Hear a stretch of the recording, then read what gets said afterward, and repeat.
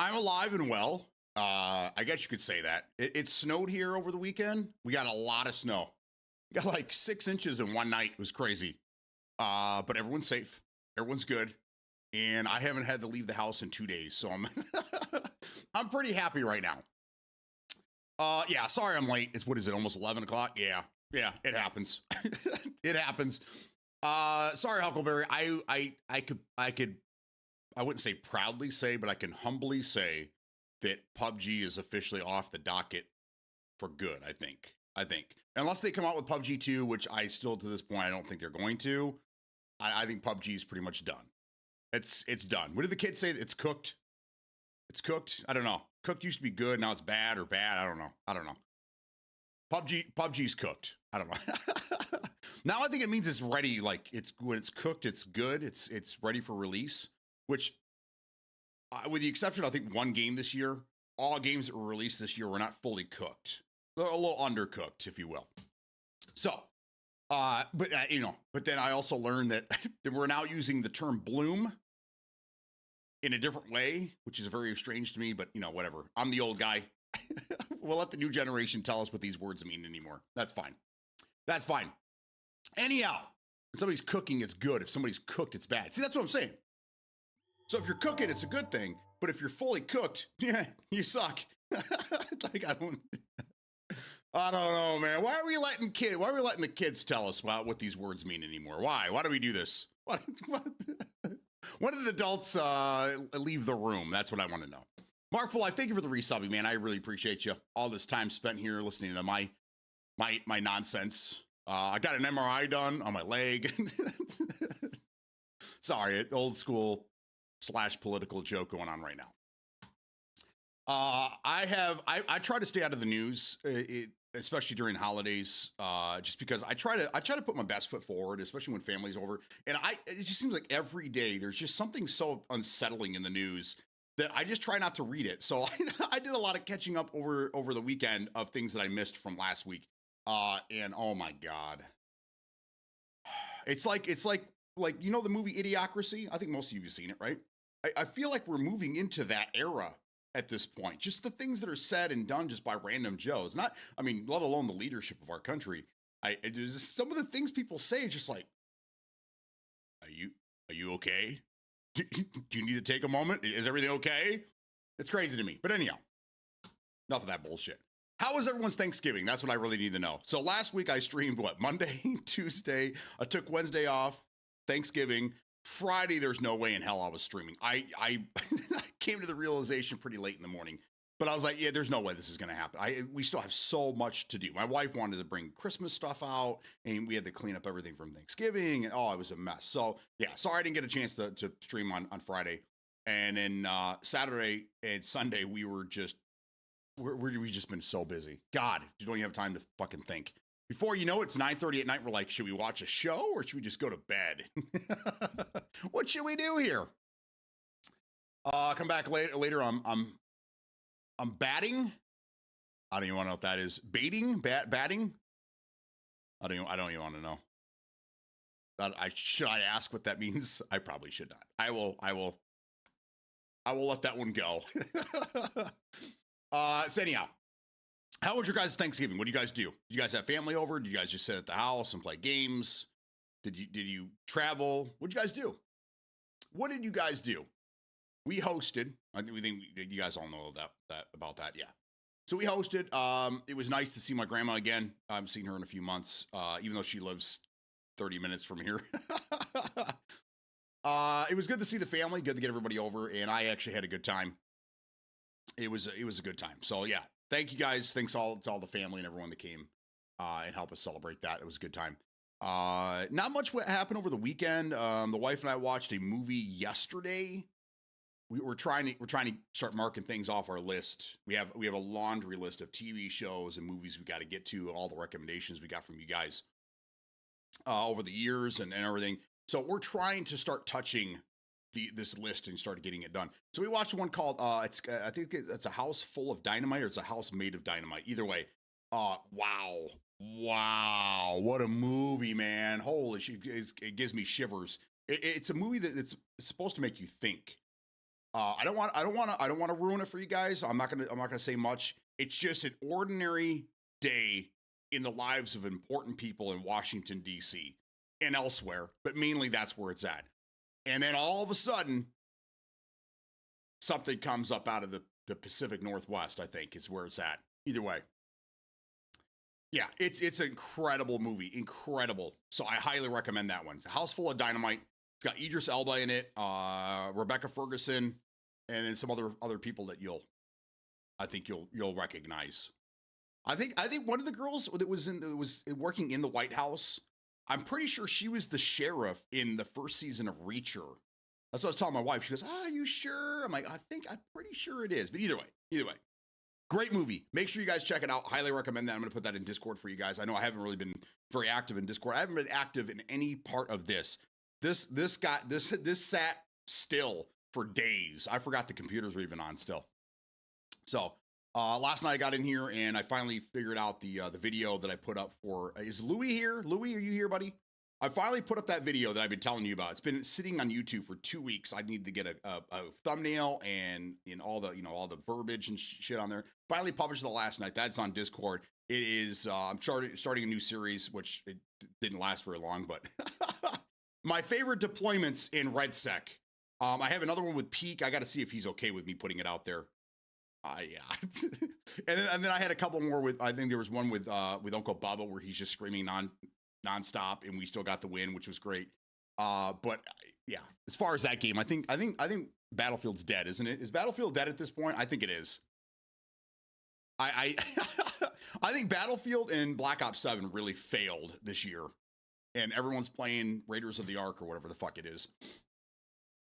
Man, I missed a lot. You guys were talking to me today. Hell yeah. You guys missed me, didn't you? I missed all of you. I really did. I tell the wife, I'm like, man, I miss my socializing time with all the invisible people. I just talked to myself in my living room. If anyone came to the door and just stood there and listened, they'd be like, okay, this guy's home alone. Oh yeah, this guy's got problems. It's from Idiocracy, guys jerking. That's what I thought it was. But I didn't want it. Yeah. Travel a family and play board games. There you go. We didn't get into any games. The wife had some trivia set up and all that. We have another party we're putting on for her grandma. Her grandma's 80th birthday is this Saturday. We're putting on her big birthday party for her. And my wife's got it all set up. We're gonna serve food from the 40s. Oh yeah. And then we have 1940s trivia and a bunch of other stuff. So that's gonna be fun. So that's happening on this Saturday. Like I said, we're like, I think I told you 3 weeks ago, I was like, starting this weekend, my wife and I are gonna be busy all the way through the New Year's. So I see Metal Josh here. I haven't got to your stuff yet. Hold on just a second. I'll be right there. But like I did my best, Metal. I'm sorry. I saw your message and I was at a store and I'm like, I gotta help Metal out. Then we got home and then I put everything away. And then we had to go pick up a kid. By the time I was like, man, Metal Josh probably already figured this thing out. So I do try. I do see your messages and it's hard. It's just usually I'm the one driving. So I can't stop and send a text. So I apologize. But I'm just so swamped right now. But January, when we all get snowed in, it's negative 20 degrees and no one wants to leave the house except for the wife because she has to. Then I'll get around. I'll have more time here. I hope. We'll see. Otherwise, something's got to give, man. Something got to give. Ricky Bobby timed somebody else out. Who'd you time out, Mark? Then Ark over the weekend. I did Chinese food for Thanksgiving. It was fun. Way to shake things up. Hell yeah, dude. Hell yeah. Yeah, I'm not a traditional food guy. I told my wife this. I said, every year you ask me what I want. And I keep telling you, I don't want traditional food. I don't care. This is for the family. We do this for our family. It has nothing to do with me. Because if it was me, I would fucking had to have a steak. I'd have something. I'd rather have other ethnic food. I mean, last year I think we did Mexican food for Christmas. This year we're probably gonna do something different. I try to not get myself in trouble, but yeah, it's so hard. It's so hard not to say things when I want to say thanks. I tried to fix my PC. I'm glad I kept my console, which always works just fine. Get a PC that here's the first step though. With PC, when you get a PC, but I'm different. So this is how whenever I get something, I learn everything about it. Like I am obsessed. When I get something new that I don't have, or something comes through my shop that I've never seen before, I go down a rabbit hole and I learn. I love to learn. So I go through and I learn everything about said product, where it was made, how it was made, what it's for. I mean, I go through the history of this shit. So for people that are new to PCs, I usually say always learn everything you can. But like anything else, it's just like anything else. Learn everything you can about PCs. So if you're gonna get into PCs, just take some time and just learn everything about it. BIOS, dude, just jump into BIOS.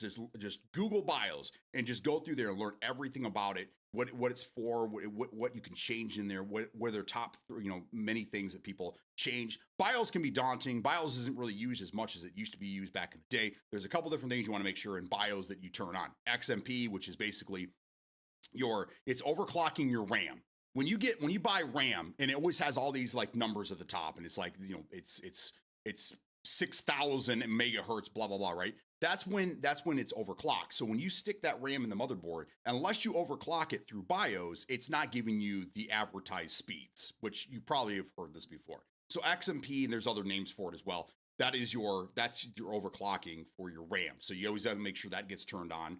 I always tell people that they want to go through their fan curve, check their fan curve. There is some other stuff in there that's a little more in depth that once you learn how to do it, it's very, very, I guess you could say like, I wouldn't say like hardware saving. You can cut down a lot. You can undervolt your CPU. You can undervolt your video card. So you're getting the same amount you're getting less power, but the same amount of output, I guess you could say. There's a whole science behind this stuff. So I have my CPU underclocked considerably, and it runs so much cooler than it used to, and I actually get better numbers than I did before. The other thing is a resizable bar is crucial nowadays, especially for video cards. You want to make sure that's turned on.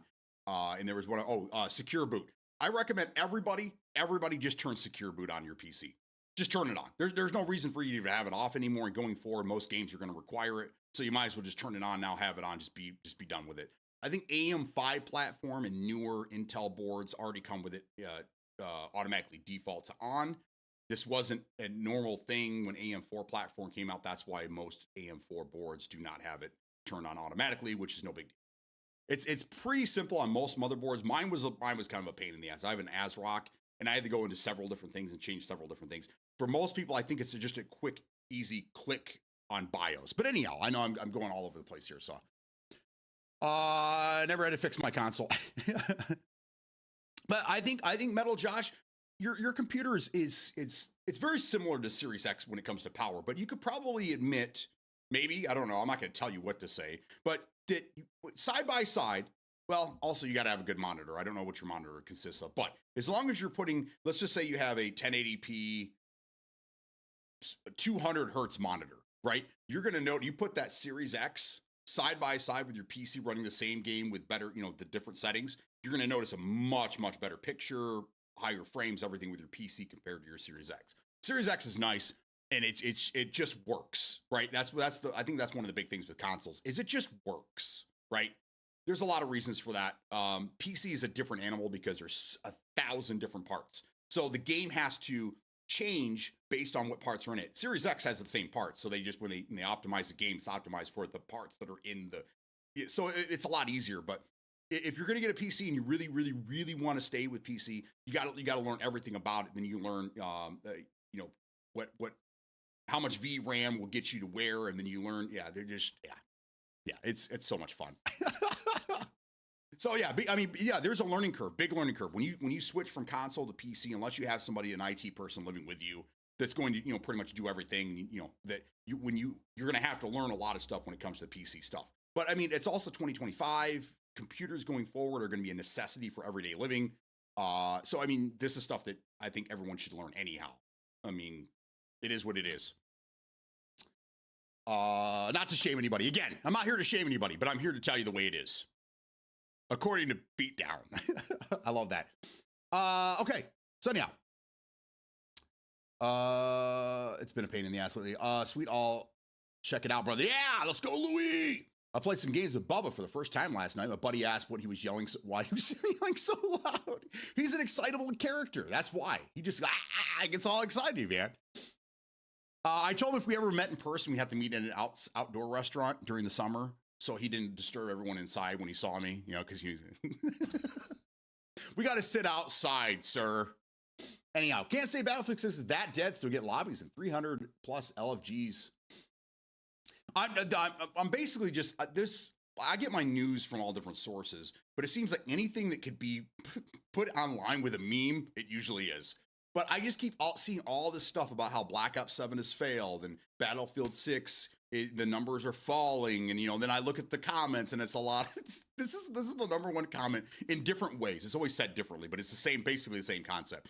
Battlefield 6 players have a job. We're at work right now. Black Ops 7 players are tired of Black Ops 7 and they don't have jobs and they live with their parents, but they're going to find a different game to play. That's basically the comments that I'm seeing right now, which I think is hilarious, but either way, doesn't matter.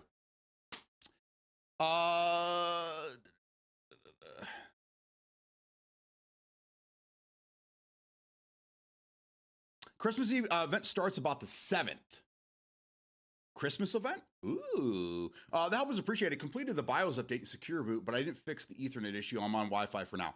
All right, well, that's good. That's amazing, dude. Good job. Okay, so I would look up how to, I could walk you through it. Windows 11 is a little different than where I've known, Windows 10, and I mean, shit, go Windows 7 XP. I could tell you how to do everything just from memory, but you're going to probably want to go through and reset your Ethernet card. And there's a way to do that. You'll have to Google it because I can't walk you through it. Windows 11, they're becoming like what video games are now. There's more menus that are needed. So like, instead of just having it in one simple thing, you have to click on 10 different boxes to get to where you need to be. But if you reset it and then restart your computer, that might fix it. If not, you have either a bad Ethernet card on your motherboard, or a bad cable. But I don't know if we ever did you ever try running the Ethernet cable from the back of your PC directly to the modem, bypass the router altogether? Because that'll tell you a lot. If you have the same problems, then we know it's either the cable or it's your computer. If it fixes it all together, then we know that it's probably the router that's causing the issue. But I never even asked you that, like, how old is your router? What kind is it? You know, things like that. I have some routers that are, I have a router that's 15 years old now, still works. Old WRT 54G back in the day. And then I have routers that lasted me 2 years and died. So it just really depends. I can learn, just afraid to hit the wrong button or install the wrong thing. No, I understand. I'm not saying that you didn't learn. This is just for everybody. This is just kind of a public service announcement. With a PC comes with responsibility. We're going to get to this in a second here, but I like to talk about some new things that popped up about the next Xbox and what people are saying about it. So we're going to get there in a minute here. I love that you guys are so chatty this morning. Thank you so much. It's also hard to find the exact thing you need or are looking for. So this is what I always tell my wife when she's looking for things, because she has a hard time searching certain things. And I'm not trying to be overbearing or be an asshole about this. This is just helpful things that I've learned along the way. When it comes to PC or just anything that you're Googling, you don't have to put in a coherent sentence. Put in keywords. Asus motherboard secure boot. Just keywords is all you really need. Google is pretty good the way it is, but you don't have to type out, how do I enable secure boot on an Asus motherboard? You could just put in the keywords and it will find what you need. So if you're having a problem with Ethernet, and just explain what the problem is and just keywords, and Google's pretty good about finding it. There was times where I had no fucking clue what I was looking for. So I was just like, broken part from this. And then it popped up, several things. And I'm like, oh, cool. And then you find Reddit, and everybody on Reddit had the same problem as you at some point. So Reddit, I find a lot of good information on Reddit. You got to sift through the bullshit. But whenever I have a question, it's usually answered by Reddit. Believe it or not. Believe it or not. So It's Reddit's it's kind of a double-edged sword, really. Yeah. The more time you spend there, I think the meaner a person you might become, because just there's so much negativity there. But if you're looking for an answer to a problem, it's typically there. You just, again, you have to sift through the nonsense. So, Smokey, good morning. What's going on, man? Not dead yet, lol. I started building PC yesterday in a few different websites. The ones I built will cost between oh my God, 45 and 55, but I have a ton of questions. Can we get a Discord cell where we can ask questions specifically about building a PC? Yeah, you could ask in, I think there's one there already. Isn't it PC help or something like that? Here, let me take a quick look. Is it gaming setups? There's stream help and troubleshooting. Okay, I will put one in there. PC, how about PC help and troubleshooting? How about that? Would that work? Let's do it right now. PC help and troubleshooting. I might have spelled that wrong. There we go. And then we'll bring that up to here. Okay, it's in there now. It's in there now. So if you have troubles, put it in there. One of us will help you with it or walk you through it or whatever. That's a good idea. Thank you so much. $4,500. I'm not going to tell you how to spend your money, but good Lord, what are you getting? What are you building, man? You building a workstation? Are you building an AI station? That's incredible. I'd like to see what you put together. I have no knowledge of cases, cooling units, power supplies, or ports needed. Easy stuff. Easy stuff. Ask your questions. I should do some master classes for you guys. I was explaining something to my wife the other day. She asked me a question, and I went on this long 10-minute. I do this from time to time. You guys can only imagine. And she's like, you know what? Every time we should just make videos where I hand you an object and I ask you a question, and you just ramble, and then we'll edit it and we'll put it online. I'm like, okay, I can live with that. That's a great idea. My wife has great ideas.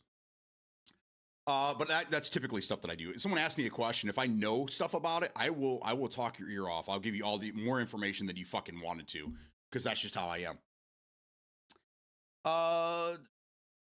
1080p monitor, 120 hertz. Okay, you're set up for console. You're mainly set up for console, but you'll see a difference on your RTX 3060. I think is what you run.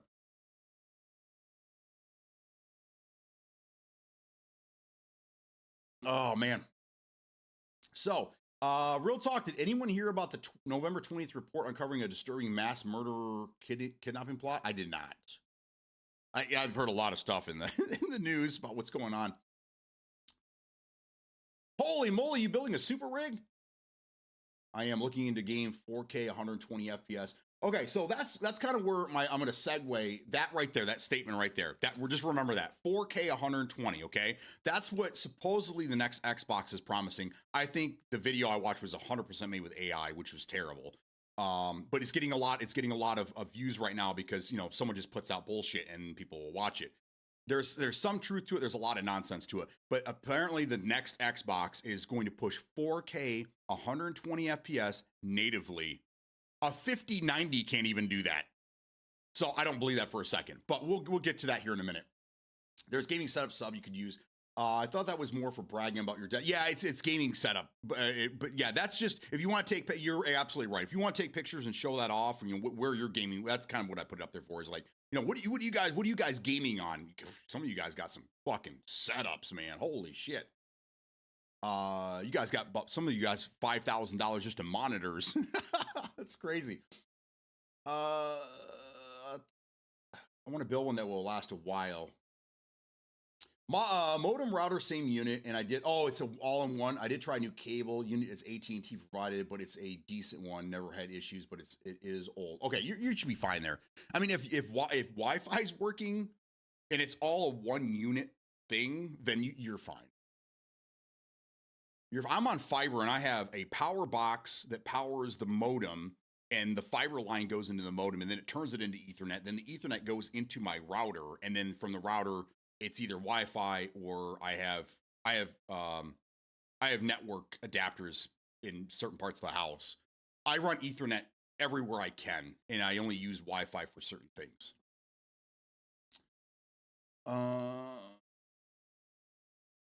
Yeah, the problem is there's a ton of Asus motherboards and I didn't see my exact model listed. Oh, but you updated the BIOS? Ooh, that's ballsy, dude. You're lucky. You're lucky. You must have just got the right one because if you, most of the time the BIOS won't allow you to update with a file that it knows is not meant for it. But if you were able to find the BIOS file and get it updated, dude. Cheers. Shit out, it matters. Otherwise, it's more like a bridge. Good morning.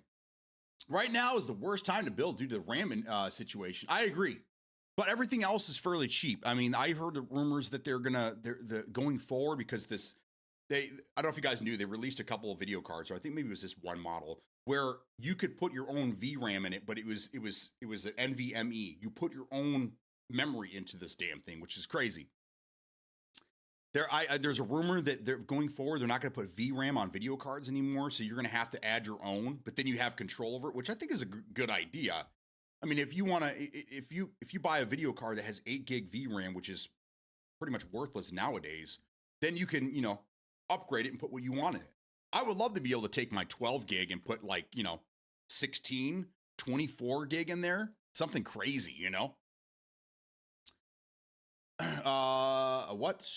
Mine is about 2 years old, have AT&T 2 gigs and hardwire gets that speed. Hell yeah.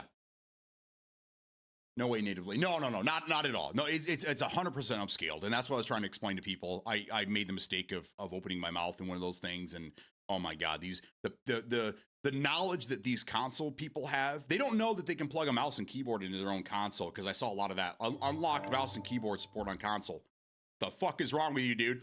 They don't know anything about the console they play on, but they know what the next console is going to have, and they know what your PC does. And your PC, your $4,000 PC is not as good as their console. Yeah, this is the shit that I see all the time. And I open my mouth up and I say one thing, and before you know it, I'm a hater that needs to be with seditious activity, and I need to be fucking executed because I said the wrong thing, that they didn't like, that hurt their feelings.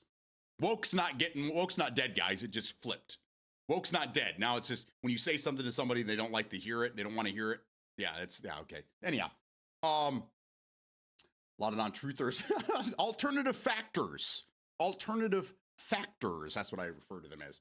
Mine's about 8 years old or so, and speeds say it's working fine. Rowdy helped me with the BIOS and secure boot. He found what I needed. Okay, good. He was a big help. Nice.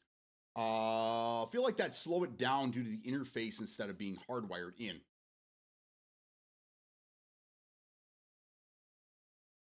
Yeah, maybe. Boo Roy, thank you for the resubby. Thank you so much for being here. I appreciate you. Boo Roy, I think you're the other Halo guy in the crowd, aren't you? Do you hear the rumors that supposedly there's another Halo game coming out? I don't believe it. I don't believe it for a second. I think Halo Infinite that's probably the end of it. They're done. I also saw that they plan on keeping Halo Infinite around for like 10 years. I don't know. I think Halo's dead. Unfortunately, Halo was the better game. I used to play both. I used to play Call of Duty and I used to play Halo. Halo 3 and Call of Duty Modern Warfare. Those were the two games I played simultaneously, and I loved them both. They were very, very different games. They were so highly competitive. They were the absolute best. Halo always was a better game for me. And that franchise is just fucking, they killed themselves. They blew themselves up, unfortunately. I will always miss old school Halo, but I also miss old school Call of Duty, so it doesn't really matter. Not my fucking slow motherfucker.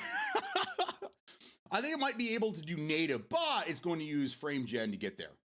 Yeah, 100%.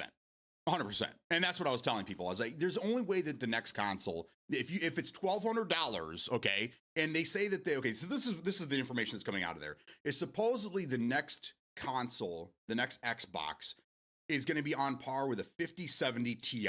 Okay, 5070 Ti, it's a good card. It's a good card. 5070 Ti, I don't think that's like entry level 4K.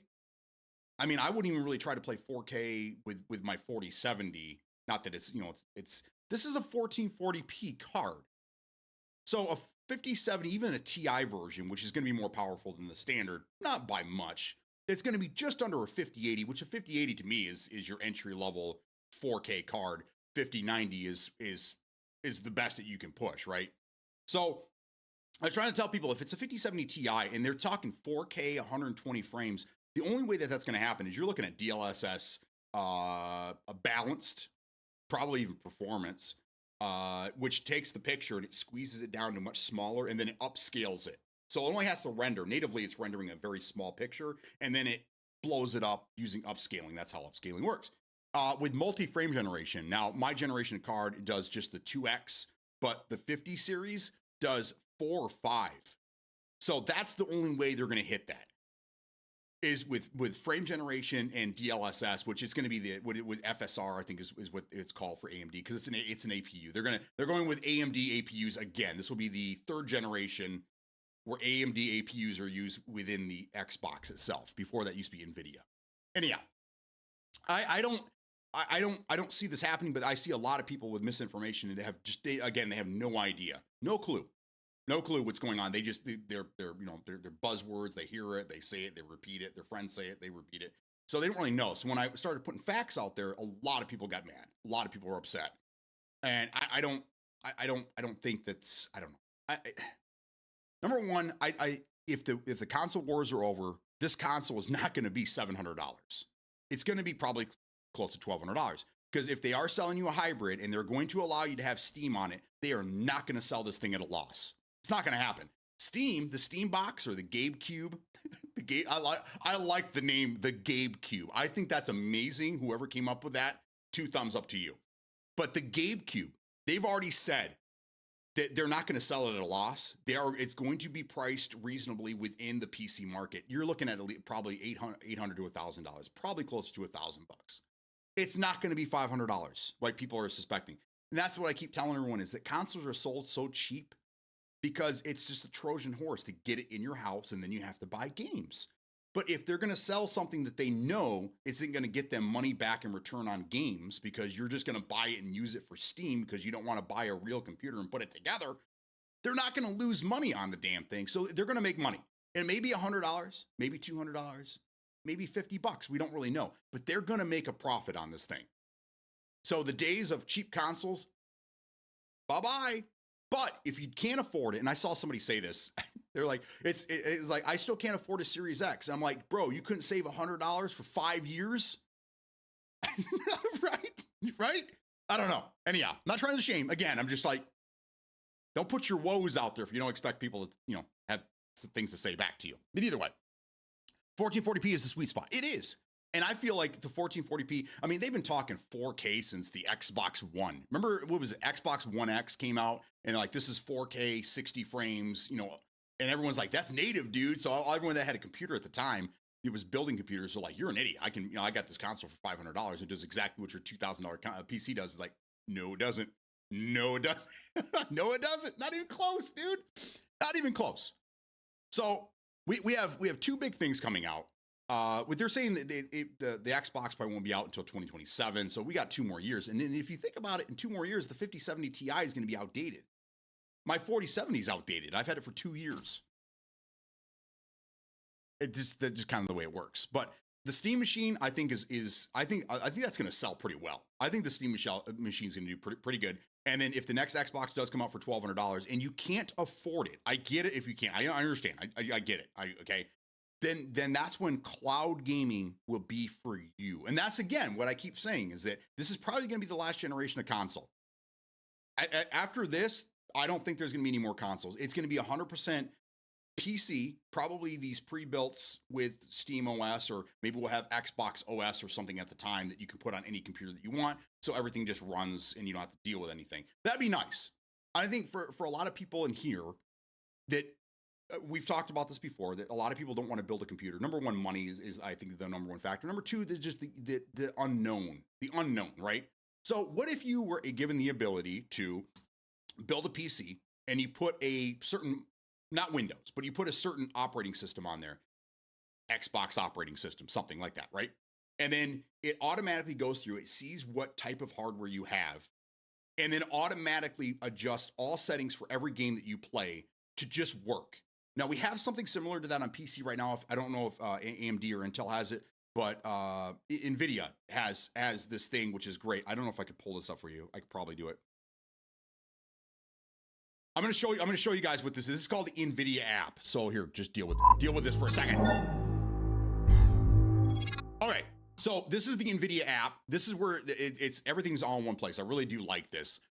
It showed when there's a new driver available for your video card, it pops up and it lets you know the graphics setting. This is kind of the thing right here. If you don't know what you're doing, you can utilize this right here. And what this does, this goes through and it looks at your hardware, and then it comes up with the best case scenario. All you have to do for this game right here, Assassin's Creed Mirage, I just click on optimize, it automatically change the settings to what it thinks is the best. If you're like me and you go through and you fine tune everything to a T, you don't need to use this. But for people, again, if you don't feel comfortable with doing this stuff and you're just like, you know, if I just want it running on default, whatever, NVIDIA app does a pretty good job of getting you there. It's going to leave some stuff. It's going to leave some money on the table. There's no way around it. It's just because it can't get it 100%. But this right here, if they implemented this into an operating system so that people that want to just have a console simplicity, but have the hardware, have the computer graphics, you know, and everything else that comes with having a PC, this right here, implementing this into whatever comes next is probably crucial. That way you don't have to fuck with it. You set it and forget it. That's it. And then the power users like myself, we can go through and we can still do what we have to do. But this will right here will fix a lot of the transition from console to PC for most people. That's it. It's very simple stuff, but this gets overlooked for PC people like myself. We don't even think about this crap most of the time because we don't need this stuff, right? But for everybody else, this is huge. So Metal Josh, I don't know if you use this now, but I would absolutely try running this and see. Gray zone, you're going to want to dial in yourself. I would use my settings that I have out there because this isn't really good. But for mainstream games, Battlefield, Assassin's Creed, Call of Duty, I mean, most of these things here, they do get very, very, very close. So just keep that in mind. There's that. But going forward, putting that into an operating system would be amazing. And then you don't have to be advanced, right? Knowing just the bare minimum of the PC and then just how to operate it, and then you're good to go. Good to go. So either way, I just wanted to put that out there for you guys. I think it might be, it's either upscale or it's frame gen, choose one. Yeah, I got a 5070 Ti. I feel like you don't need more than 1440p. You really don't, especially if you play competitive games. Now, if you're a person that likes to play open world co-op or campaign games, dude, 4K is where it's at. You will never get an OLED screen like Louis. Louis posted he's getting a new OLED. I'm excited for him, by the way. Getting a new LG OLED screen. 4K, I think. I don't know. I didn't look that. Dude, that's going to be an amazing experience. But then, yeah, then you want to push your computer, and then you're going to get 4K 60 plus, right? But if you're playing competitive, 1440p with everything trimmed down, that's where you want to be. So it just depends on your use caseage, but I don't know. 1440p is absolutely a sweet spot. That's where I feel most comfortable. I think it looks the best. People just love to yap if they fuck because the Steam machine probably going to be around $700-800. Yeah, that's the best case scenario, probably for the entry level, but for the 2 terabyte, we're looking at probably at least 1,000 plus. But I mean, at that point, you might as well just get the smaller one and then just get your 2 terabyte yourself, depending on the price difference. But that's pretty easy. That's a pretty easy thing to do for most people can do that. RAM and NVMe, and they don't call it SATA anymore, but SSD, I guess. Those are pretty easy for anybody to do. If you make and sell something for a K and no one buys it, it's still a loss. Worse loss than selling cheap because 0, that's still 0. They'll sell. They'll sell. They will sell. But selling them at a loss, it is worse because then all you're doing is helping out the competition. You might as well make something out of it. That's where he segues to NVIDIA sponsorship. No. I would, but no. Newer hyped up band Vitriol on a U.S. tour decided to have a wild night of nose beers, and apparently that led to the singer being a dick, so the rest of the band left him, his girl, the dog, and all his gear at a gas station in Vermont. The fuck is a nose beer? I don't know. I'm trying to put that together in my head. Once PUBG is offline, we'll probably only be playing open world or campaign games. There you go. Well, I mean, they're pretty. I don't think PUBG will ever go offline. I think they'll just cut servers. We're next. Like they've cut everybody else in the world, and in Europe and US account for less than 10% of PUBG players. As soon as the money stops, we're already seeing with some of the partners. Some of the partners are just leaving. Some are being let go. It's kind of a mess right now in the whole thing. I think they're making it extremely hard for PUBG partners to get anything done, especially getting paid. That they just want them to quit because they want to get rid of the program and they don't want to look like dicks doing it. So they're just going to make it to the point where people just leave. I give PUBG, unless they give us PUBG 2, I give PUBG another year, and then I think servers will be completely. So I don't know. We'll see. I'm sorry, but if you call cocaine nose beers, you might have a problem. Oh, is that what I thought that at first? But I'm like, that doesn't make any sense. What is a nose beer? Beer is fermented water. How does that even? Whatever. OLED monitor will spoil you. I can't go back to regular monitor. I know, that's why I haven't really made the jump. There's other things I want to get first. When it comes to the setup here. But I don't know. We'll see what happens.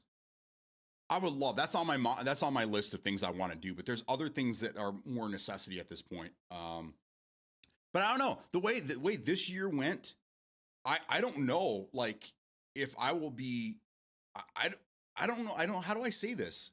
I don't know if I'll be playing competitive games anymore. I don't know. There's just nothing out there anymore. And everything that comes out is broken as fuck. So I was telling the wife that I don't know what to do anymore. I'm probably just going to turn this into a podcast. There's no games to play anymore. There's nothing, man. Now, next year we got some games coming out. We have, 007, which I'm extremely excited about. But again, that's a co-op campaign, whatever game, and then you have Vietnam, or Hell Let Loose Vietnam. I'm planning on playing the shit out of that, but I'm nervous. It seems like every game I get excited about comes out broken as fuck. Battlefield 6, they've finally acknowledged that their servers are garbage. And guess what? Guess what they're not doing? They're not fucking fixing it. And they're about to have a tournament. In 2 weeks, they're going to have this big tournament. I told them I'm not playing. I'm not doing this, man. There's no way I'm going to play a competitive tournament when the servers are dog shit. This game's not ready. No way. You're going to hear nothing but complaining out of the people that are playing that tournament. I'm really excited to not be playing it because there's no way. I'm not going to put myself in that position. There's no way. Your game's not ready for prime time. Sorry, guys. Sorry, not sorry. But Battlefield 6 is so broke that I don't know what to do anymore. It sucks. Anyhow, enough of the complaining. Moving on. If it's like a 7 to 8 and comes with a controller, it would definitely be better than a console. Yeah, are you talking about the Steam Machine? The Steam Machine, I think, does come with a controller. I'm not 100% on that. But I mean, like anything else, like Steam with Steam OS, Xbox controllers will work right out of the box, so you won't even have to worry about that.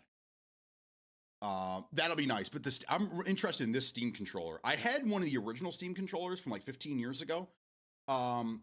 It was different. I also had one of the original Steam boxes that it was built so it would stream as the stream box or whatever it was. So you could, if you had your computer in another part of your house, you could stream your game to your TV. And I have that actually on my TV, and it's awesome. I love it. I use the hell out of that thing for certain party games. I love it. That's what they call cocaine, apparently. That's what I'm saying, Metal Josh. I went off last week on some of this shit. The terms that we grew up with are now being used for other things. It just doesn't make any sense. Bloom, dude. This is the big one that I lost my mind on last week. Bloom. Everyone knows what bloom is, right? Bloom is lighting in a video game. If you look up bloom in video games, there's a whole wiki page talking about how bloom is implemented. But now bloom is being used for bullet. I don't. Why do we change the names? Why are we changing the names, guys? Why is it to confuse? Is it to be a dick? I don't understand. Again, with the soft aim. This is a big thing from PUBG days. People were saying soft aim, which was a cheat, which was the original aimbot for Counter-Strike. That's probably why I was losing my mind over it. It's like, why does everyone say they're cheating? What do you mean soft aim? What is soft aim? I lost my mind. Soft aim is it's a cheat, dude. You're telling everyone you're cheating, dude. It's not that hard. Hip, chest, ADS. It's not that hard. It's this right here. Oh God. Anyhow, I'm out. I'm out. Hey man, I'll go bear. I always pass the time when I had a console with PUBG, especially in between shit games. Yeah. Oh, you know what game you can play while doing a podcast? PUBG singles. It's just not going to happen. My console's on the other side of the room now. I'm not moving it back. Which I say that, but I actually do have to move it back because I don't know if you guys saw this, but Hitman is getting one of the coolest elusive targets ever today. I think it's today. What the fuck am I doing? The elusive target is Eminem. Did you guys see this? There's two M&Ms. There's like the current Eminem and then there's Slim Shady. And Eminem is hiring me to kill Slim Shady. And I think it came out today. So I'm gonna end the stream. So now I have to bring the fucking Xbox back over here to do a fucking video for the elusive target. I thought it was done. I thought I was done, guys. This console just won't leave me alone. But it's better than spending $100 to buy the game over again on PC, especially this day and age. Like the wife and I spent a small fortune on Christmas gifts over the weekend. Oh, our bank account's on fire, man.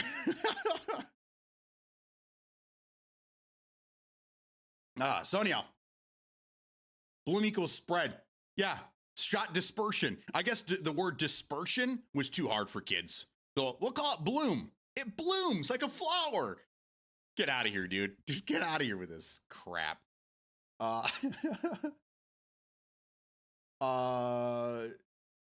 Steam will kill it if they drop it into the Steam sale. So good flower. When I learned about bloom, it always had to do with the shooting. It becomes a big thing with Fortnite, when Fortnite was huge. Yeah, when I learned on stream last week, and I should have clipped it. I lost my fucking ever-loving mind, man. Just when I thought people couldn't get lazy, any lazier, that happened. We just start renaming things.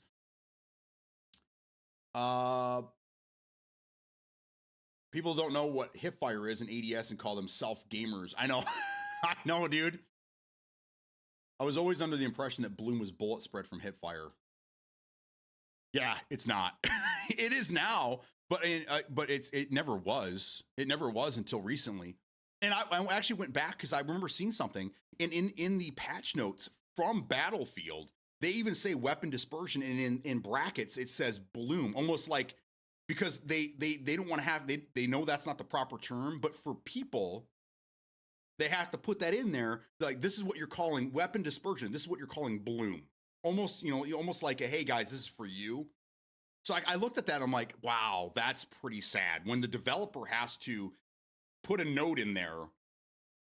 Because I'm sure it kills them more than it kills me. If you're a developer and you're making the video game when people are talking about bloom in the wrong sense, that's got to drive you up a wall. Right? I don't know. Like if someone came in here and said and called my microphone a speaker, would you lose your mind? No, that's a speaker. That's what we call a speaker now. Yeah. Yeah, it takes sound in. It's a speaker. I just, I don't know. I gotta let it go. I gotta let it go. My blood pressure's coming up. I gotta let it go. Eminem hired you to kill Slim Shady. Correct. Once more, then you're out, BD. Just leave the damn console integrated into your setup. I don't use it. I use it once a month, maybe, for Hitman, and that's the only reason I use it. We started buying the Jackbox on other platforms. One of the Jackboxes is going to be free on Epic in like 3 days. I want to say. I have zero use for it. I even thought about selling it, but then we got one of our nephews is coming over this weekend, and I'm glad I didn't get rid of the Xbox because he's not going to have anything to do. He's an Xbox. He has a Series X. His dad won't let him take it with him. So like, he can sit here, he can play on mine, which is great, So it's basically just for company. Sometimes we'll use it to, play some games on it, I guess. But for the most part, it just sits there and collects dust. I just don't use it anymore. We have everybody in my house is converted over to PC. My wife, myself, daughter, both both sons. One of my sons still has a PlayStation 5 on his desk. I asked him if he ever uses it. He says no, it's just there. He doesn't use his PS5 anymore. Yeah, I have the only consoles that I have in the house anymore are like 360s, and that's only because I'm soft modding them right now to sell them basically. But we just don't. I have no use for console anymore. None, except for Hitman. And after Christmas, I probably will just bite the bullet, as my grandma would say, and just buy it. That way, I can have everything on my PC, and I don't have to fuck with console anymore. So, I start buying games over on PC. I just don't use my Xbox anymore. Yeah, I just once you go PC, you don't really have. And again, I've had a PC console combo all my life, but there's no need for it anymore. There's only one reason, I guess, that you could say that you have a console over a PC, or that you have both, and that would be that some games are only available. There's no crossplay between them. PUBG's one of them. Hell Let Loose, games like that. There's no crossplay. So yeah, if you want to still play with your buddies that refuse to switch over to PC, then you probably keep your console around so you can play with them from time to time. But I personally don't have a use for it. All the games I want to play are on PC. There's no console. You guys remember console exclusives? Remember that? When was the last time there was a console exclusive game? I can't think of anything. I'd have to go back probably 10 years to think of a console exclusive game. There's just no reason for it anymore. So yeah, I'm out. I'm outie, man. Sorry about it's not lazy, it's more creative in the new dictionary. My buddy wants to organize a Jackbox game night at his house. You guys should. It's such a great time. We still get a lot of requests for that. Stellar Blade. I feel like no game should not be cross-play now. God of War.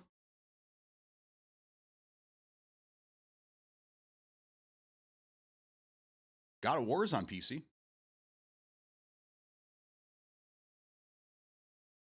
They are the only exclusive games. I mean, I can buy God of War on PC right now. I can buy all the Spider-Mans.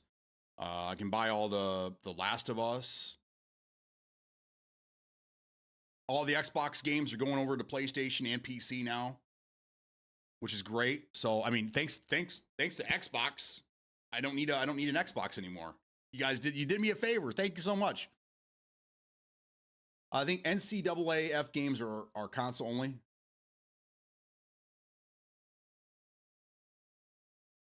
Okay, so there's still some, but nothing that I would ever play. That's the thing. Stellar Blade? What's Stellar Blade? Let's look that up. How old is that game?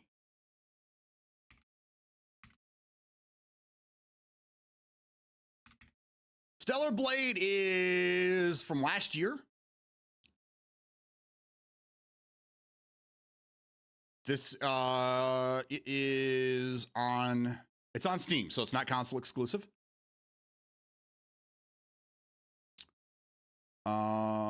NCAA F games. Is that just NCAA? Yeah, okay. All right, sorry. I saw the F in there. I wasn't sure.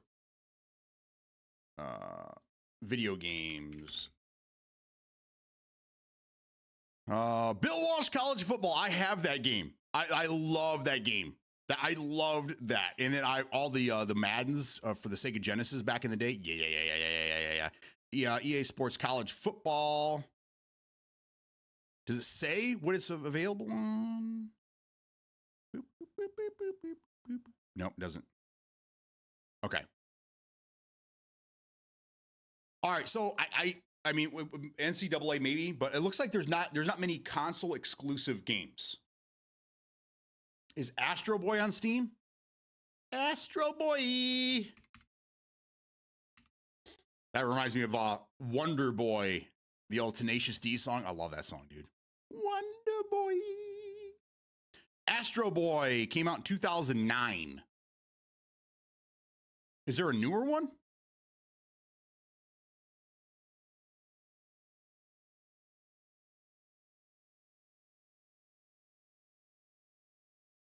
Right. I'm just saying that there's no console exclusive games. All games that are released now go to PC and console. They're not exclusive to console. That's what my point is.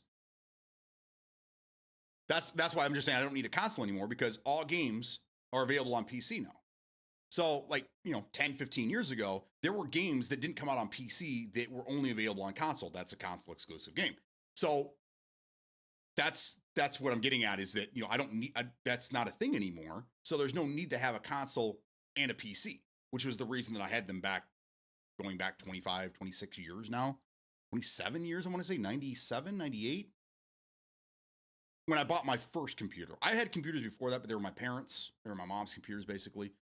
But I bought my first computer in 97 or 98. And since then, that's when my first console I bought with my own money, I want to say, was the Dreamcast. 64 was a Christmas gift. PlayStation was a Christmas gift, I do believe. Yeah, so the Dreamcast that came out in 99, that was my first console I bought with my own money. But I had bought and built a PC prior to that. So there you go. There's my history. A lot of PlayStation games are exclusive and eventually come to PC. We all know this. No. The game of the year last year game. Game of the year game last year was Astro Boy. I don't even think I've ever heard of it. See, this is why I don't watch the video games awards, because they have nothing to do with me. Astro Boy? Astro Bot? No, that came out in 2020.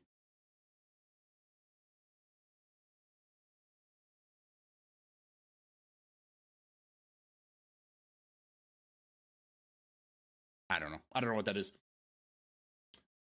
Rip the gaming industry. I hope it tanks and the suits lose all the money they made. Yeah. I agree. I agree. The gaming, yeah. But I again, this is not the gaming industry for me. My time was 15 years ago. That was my prime for video gaming. That was the golden age of video gaming for me.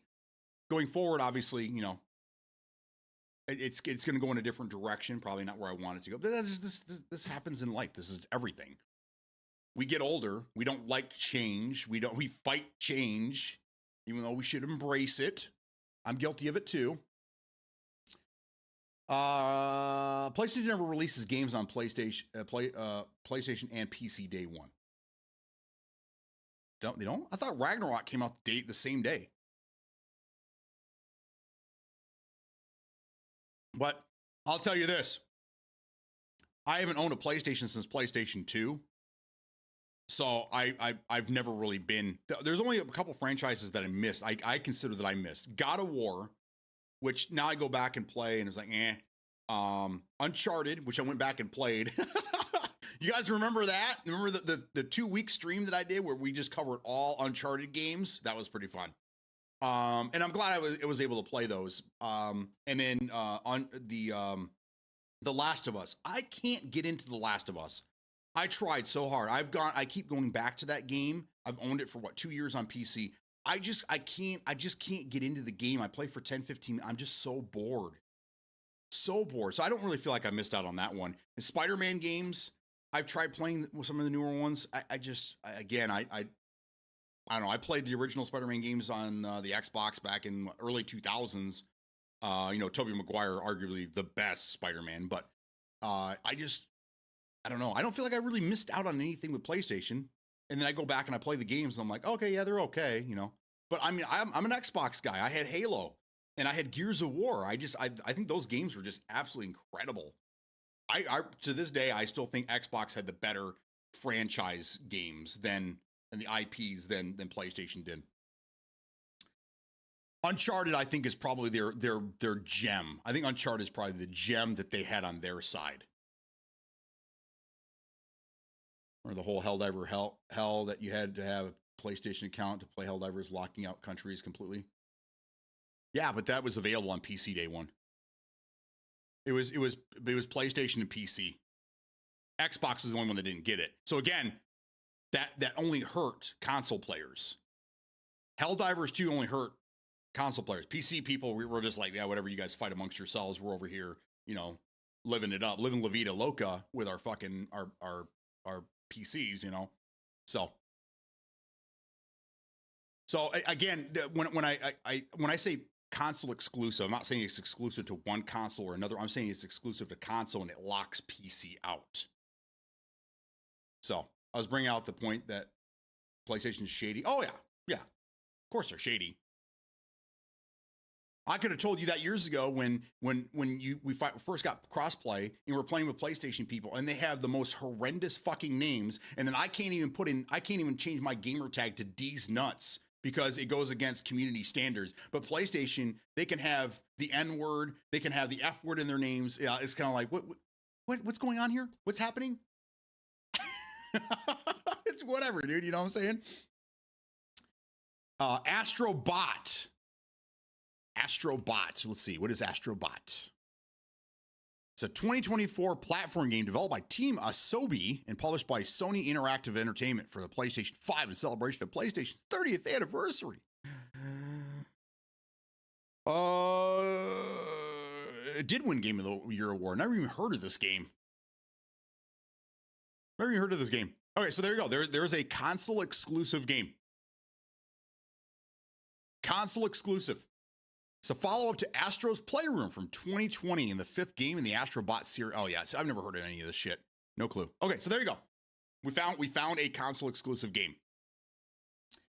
And we had to work hard to find that one. Again, reiterating what I'm saying is that there's really no need to have a console and a PC this day and age, unless these types of games are your bag. If that's your bag, baby. But I assume, I better not assume. I won't say that. Games were made great by the passion and pride in the craft of the story experience, and now as investors in AI slop, the only passion they have is for money and theoretically charts meant to expand the target demographic. Wait for PlayStation to make more games. So this is a thing that I saw over the week. Tim Sweeney, you guys should know who Tim Sweeney is. He came out and said that places like Steam need to remove this game is made with AI. I understand why people like to see that. I understand where there's backlash for AI, but I'm going to be the devil's advocate here, and I'm going to tell you straight up, AI is not going anywhere. It's only going to be used more and more. You could fight it all you want, but it's going to happen. And I think using AI in games is actually a pretty good idea if you're using it in the right ways, okay? You can use AI to do code. You can use AI to clean up code.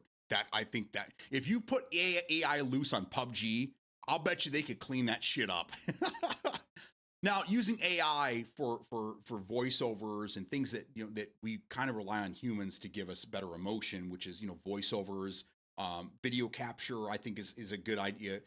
We Call of Duty has a hard on for putting B-list celebrities in their video games. I don't know why, but things like that, I guess we could still rely on humans to do. But AI used properly in certain things can only make games better.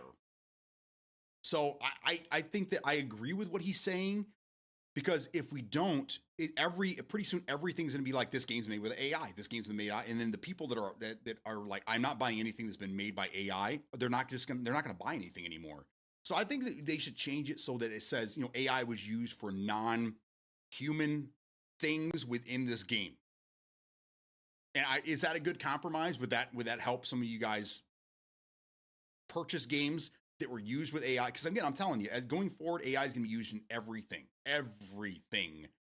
I think most of you guys probably use ChatGPT. You're using AI on a daily basis. You ask Alexa, don't listen to me. You ask Alexa what the weather is. She listened to me. That's AI. Every AI is more involved in your life than you think. So do we embrace it? Probably, because you're not going to change it. Unless you're Amish. Good luck with that. I ever tell you the story of the time that my mom wanted to become Amish? It's a funny one. I'll tell you later. Anyhow, just wait for PlayStation to make more games. I don't think PlayStation has published or made a game that I have been interested in a while. Uncharted 4 I bought, and that's probably the only PlayStation game, Sony game, I guess you'd say, whatever. I think the big dogs, I think the developers finally figured it out, and they're like, if we're going to make big money on this AAA game, it's got to go everywhere. everywhere. It can't be exclusive to console anymore. The only one that gets away with that is Nintendo, but Nintendo is in their own, they're out in left field doing their own fucking thing. They don't want to be, they're like, just leave us alone. We're out here in perfect harmony, doing our own thing. You guys fight it out over there, you big brutes. And then Nintendo's, they're just kind of like, you know, they're the little kitty corner. I shouldn't say that either. Sorry. I know some of you guys like Nintendo stuff. I always seen, Nintendo's always been a kid thing for me. I loved Nintendo when I was a kid, and then when I grew up, and then, you know, Sega did what Nintendo don't. And then I didn't really even have a Super Nintendo. I had a Sega Genesis, and then, you know, I had a 64, but I played, like, you know, Bond and, you know, the games that I probably shouldn't, you know, that shouldn't have been on Nintendo at the time. And then I had kids, and then my kids loved the Nintendo DS and the 3DS and all that. But it's always been Nintendo's always been a kid thing for me. I associate Nintendo with children. But again, I probably shouldn't do that because there's a lot of adults that play Nintendo. They play the Switch, whatever. But again, for me personally, Nintendo's always been a kid thing. Not that I don't take them serious, because they did keep my kids happy. And Nintendo got a lot of my money in the early mid 2000s. They got a lot of my money. I spent a lot of money. The Wii, bought that, modded that fucking thing, put every game ever made on that for my kids. It just sits in a corner. The Wii U comes out, they had to have it day one. Guess what? They used it for Christmas and they never touched it again. It just sat there and collected dust. Never again. Never again. Never again, man. Learn my lesson. Anyhow. Okay, so back to what we were saying before I went all the way around town and then ended up back here at the same parking spot again. The next Xbox, the some of the information has come out, and it looks like it's going to be pretty badass. I'm excited for it. There's still a lot of unanswered questions. Are they gonna allow their operating system to open up? Has it been confirmed? I know we've seen 1,000 different places, and everybody has an opinion. Everybody has videos out there. Have we seen anything confirmed by Xbox, by Microsoft themselves, that says that they are going to integrate Steam into the next Xbox? I'm just telling you right now, if the answer is yes, and they have confirmed that that's going to happen, this Xbox is not going to be anywhere near $500. I think the $1,200 price tag is probably going to be right.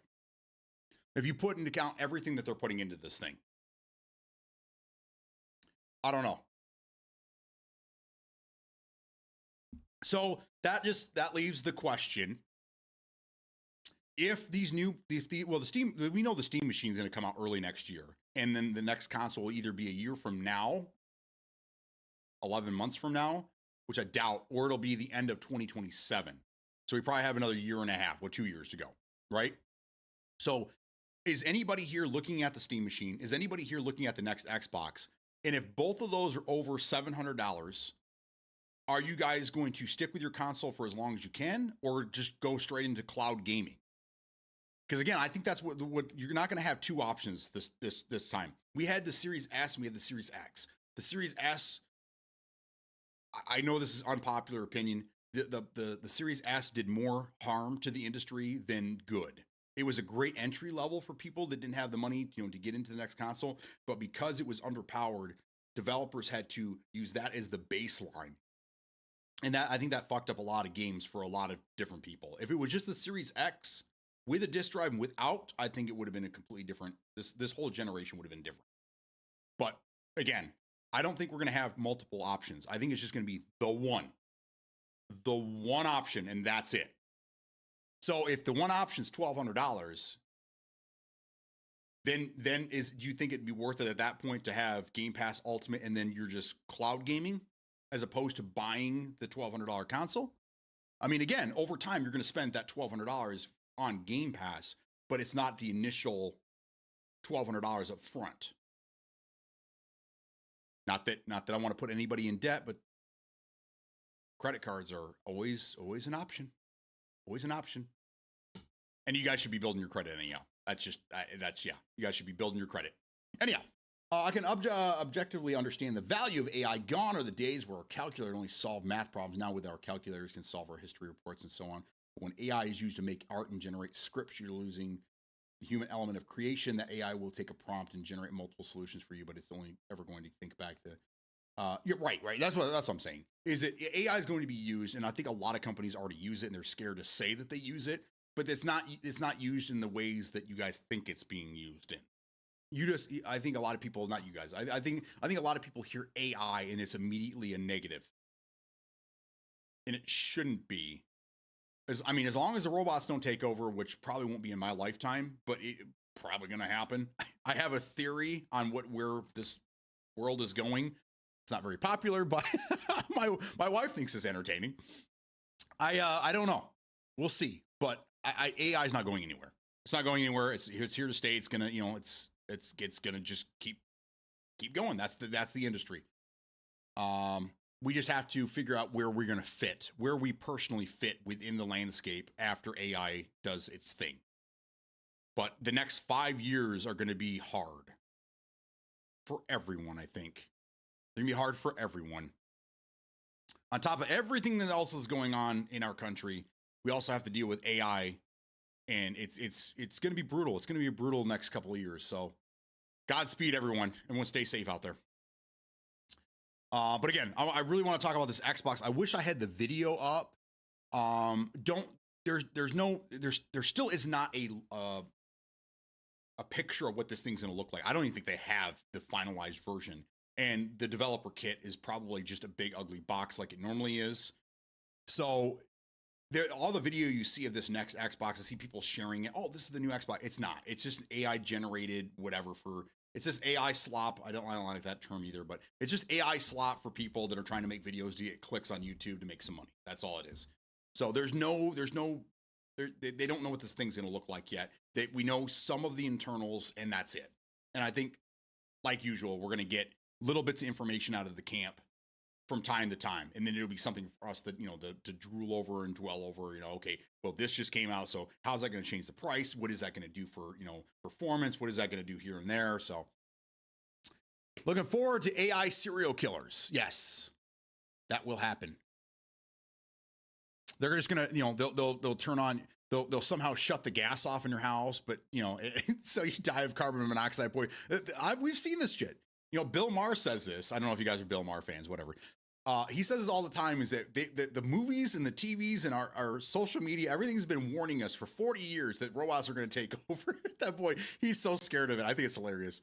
But either way, I'm looking forward to the Steam Machine. I think it's gonna be great. I think I'm going to pick one up as well. I have this great idea, but I think 1,000 people have the same idea as me, and turning that into a little emulator that does everything. And I'll stick a 4 terabyte in that bitch, and I'll have everything going from ColecoVision all the way up to, I think, what PS3 is the most recent one that can be emulated. PS3, Xbox 360. I think it'd be fantastic to have every game available ever made. I have one close to that now. It's missing the PlayStation 3, Switch, Xbox 360, just because those games are so fucking big. So, anywho, would everyone leave? It's lunchtime. Everyone take off. Conversation ran dry. Those are a couple things I did want to talk about today, though, is those 2 new consoles, just because I saw so much information over the weekend and so much just misinformation about what's going on. So I wanted to address some of that stuff and see what you guys thought. AI have already inadvertently killed people, but that's mostly misusing the technology. The same thing can happen with something as simple as a chainsaw. Right. Yeah. Oh, yeah. Oh, yeah. So anyhow, maybe stream for an hour? Damn. Okay. Feels like longer than that. What else did I have? I had something else I wanted to talk to you guys about. Apparently the Xbox console wasn't very, we'll talk about that more when we get closer. I thought you guys would be interested in talking about that, but that's fine. Steam Machine, again, I think that's gonna be a great thing coming out. I don't know where the price is gonna land, but I think it's gonna be 800 plus. Because they already said straight up they're gonna make a profit. They are not selling this thing at a loss to get it in your house like consoles are. This is just another option for you. Now, again, they tried this 10 years ago. I had some family members ask me on Thanksgiving about the Steam Machine, what I thought about it, and I probably gave more information that they were prepared for. But I think it's a great thing. I think it's going to help bridge the gap between people that are tired of their console, that want to go to the PC world, but again, they don't really have any knowledge of it. They don't want to have to, fix things and do things. They just want it to work. So they're going to have to pay for it. That's the thing. It's not going to be, you're not going to just replace it with the same $500 machine. This is going to be something that's kind of in between. So I'm excited for it. I can't wait for it to come out. We'll see what happens, but I'm interested in the new Xbox, but I'm going to wait on it anyway. Okay. I'm interested to see exactly what they're going to do. If it is going to be a PC hybrid, which they all are, that's the thing. They all are. Going back to the original Xbox, even before that, but the original Xbox is really where they blurred the lines between console and PC. Because if you've ever opened up or you ever seen the inside of the original Xbox, it is a fucking PC. There is a GPU in there, there's a CPU in there, there's a South Bridge, there's a hard drive in there, for fuck's sakes. One of the first consoles that had a hard drive. I think it's actually the very first that had a hard drive. That came standard. It wasn't even something you added after the fact. It was a standard hard drive built in, 8 gigs. Some of them had 10 gigs. You may not know this. A little history there for you. The Seagates, the smaller, thinner Seagates were 10 gig, but I think they still showed up as 8. Anyhow, since the Xbox, the consoles have been getting more and more PC hybrid-ish.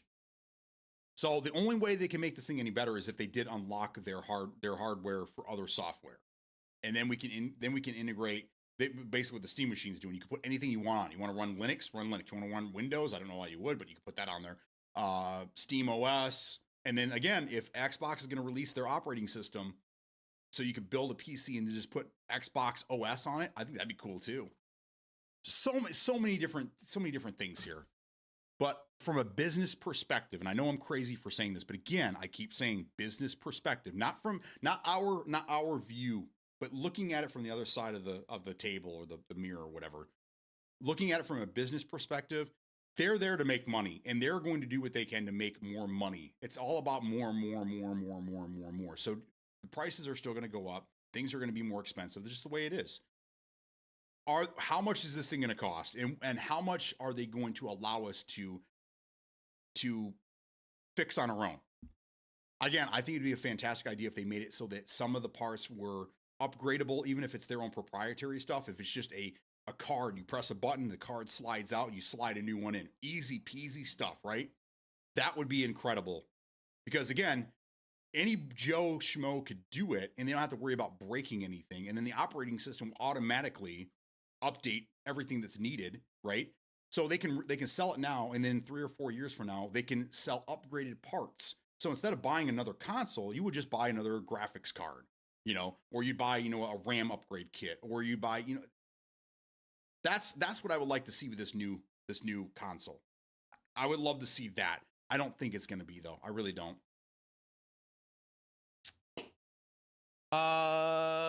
Steam Machine, $749. My guess that is calculated based on the APU that they are going with. Got it. So that's your entry level one. The 2 terabyte. What do you think? $100 more? 2 terabytes, depending on what you if you go with a cheap one, you can probably get them for under $100. If you go for something that's decent in quality, then you're looking at probably $120-ish for a 2 terabyte plus. So it just really depends. Manic Nomad, holy shit! Good morning, man. Well, good afternoon now. How you doing? It's probably still morning where you're at. It's probably 11 o'clock, isn't it? Thank you for the 5 gifted and the start of the hype train. Let's go. We're talking about a lot of stuff in here today, but mainly we're talking about the new consoles. I say consoles. The Steam Machine is not considered a console. That's what they're competing with. They say they're competing with other PCs, but it's not really for PC people. It kind of is. It's for console people. It's a segue. It's a foot in the door. The Steam Machine is a foot in the door for console people to make that upgrade. It really is. And Gabe, he knows what he's doing. I mean, this guy's a fucking billionaire. You guys seen the yacht that he just bought recently? Jesus. Woo. Good on him. Good on him. But either way, happy December. That's right. 2 terabyte, 100. Oh, I didn't change that, did I? Oh, no, I didn't change it. Son of a bitch. Happy December. 2 terabyte, $150 upgrade. So $890. Yeah, that's how it is too. Their proprietary stuff. They really fucked up with this with the last 2 years, with the last 2 generations. but buying their proprietary crap. PlayStation did a good job allowing you to just open up the case, slap anyone that you wanted in there, within reason. Yeah, they had to be a certain speed, and they had to have a heat sink on them because they get hot. But good on them for doing that, because the proprietary stuff, you're paying a lot more. 2 terabyte is a lot more expensive for their stupid proprietary nonsense on the Series X than if you were just to buy it and put it in a PlayStation. So PlayStation, I think in that case, they definitely win. But I still think Xbox has always outpaced PlayStation with performance when it comes to their machines. I think Xbox has always put out a more powerful machine than PlayStation. Sorry, not sorry. Have I started Arc Raiders yet? No, I have zero interest in playing that game. I'm not. Again, I watched people play it. I was in the one of the play tests. I just can't get into those games anymore, man. Someone asked me what I thought of. I think it was DeGhost asked me about SOCOM. I don't think SOCOM could survive this day and age. I don't know. I mean, there's the industry is going back to TPP games for some reason. I don't know. I can't really wrap my head around. I think it's the Asian perspective of because the Asian market loves TPP games, and I think Western developers are like, shit, we got to get on board with that again. But I don't know, like games like Gears of War and SOCOM, they were in a different era. They were a completely different era, man. It's just we're getting more Gears of War, and Gears of War, even though it's over the shoulder TPP, it plays a little differently. So it still kind of gets away with it. But some of these games, I don't know, man. But I at the end of the, I just have no interest in Arc Raiders.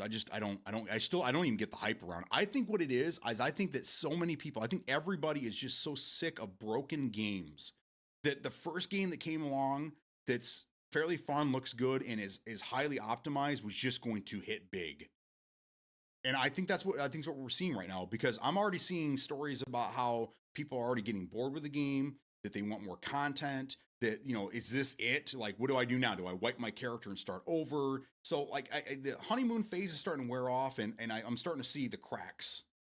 Same thing with Helldivers, though. It's with Helldiver, it was a fun game. Everybody, I think the hype machine, the bandwagon, and then the fear of missing out, FOMO, was a huge indicator of why that game was so successful at the time.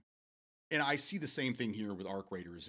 I think it's just a lot of hype, and a lot of but this is probably one of the first games you've seen in a while where the paid streamers, they collect their money, they play a game for a few days, and they go right back to what they're playing, right?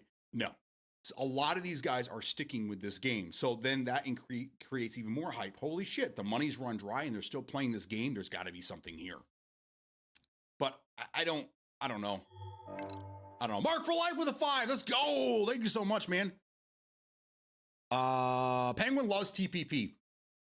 And that's fine. I love TPP when it comes to certain games as well. I mean, I'm with you. I get it.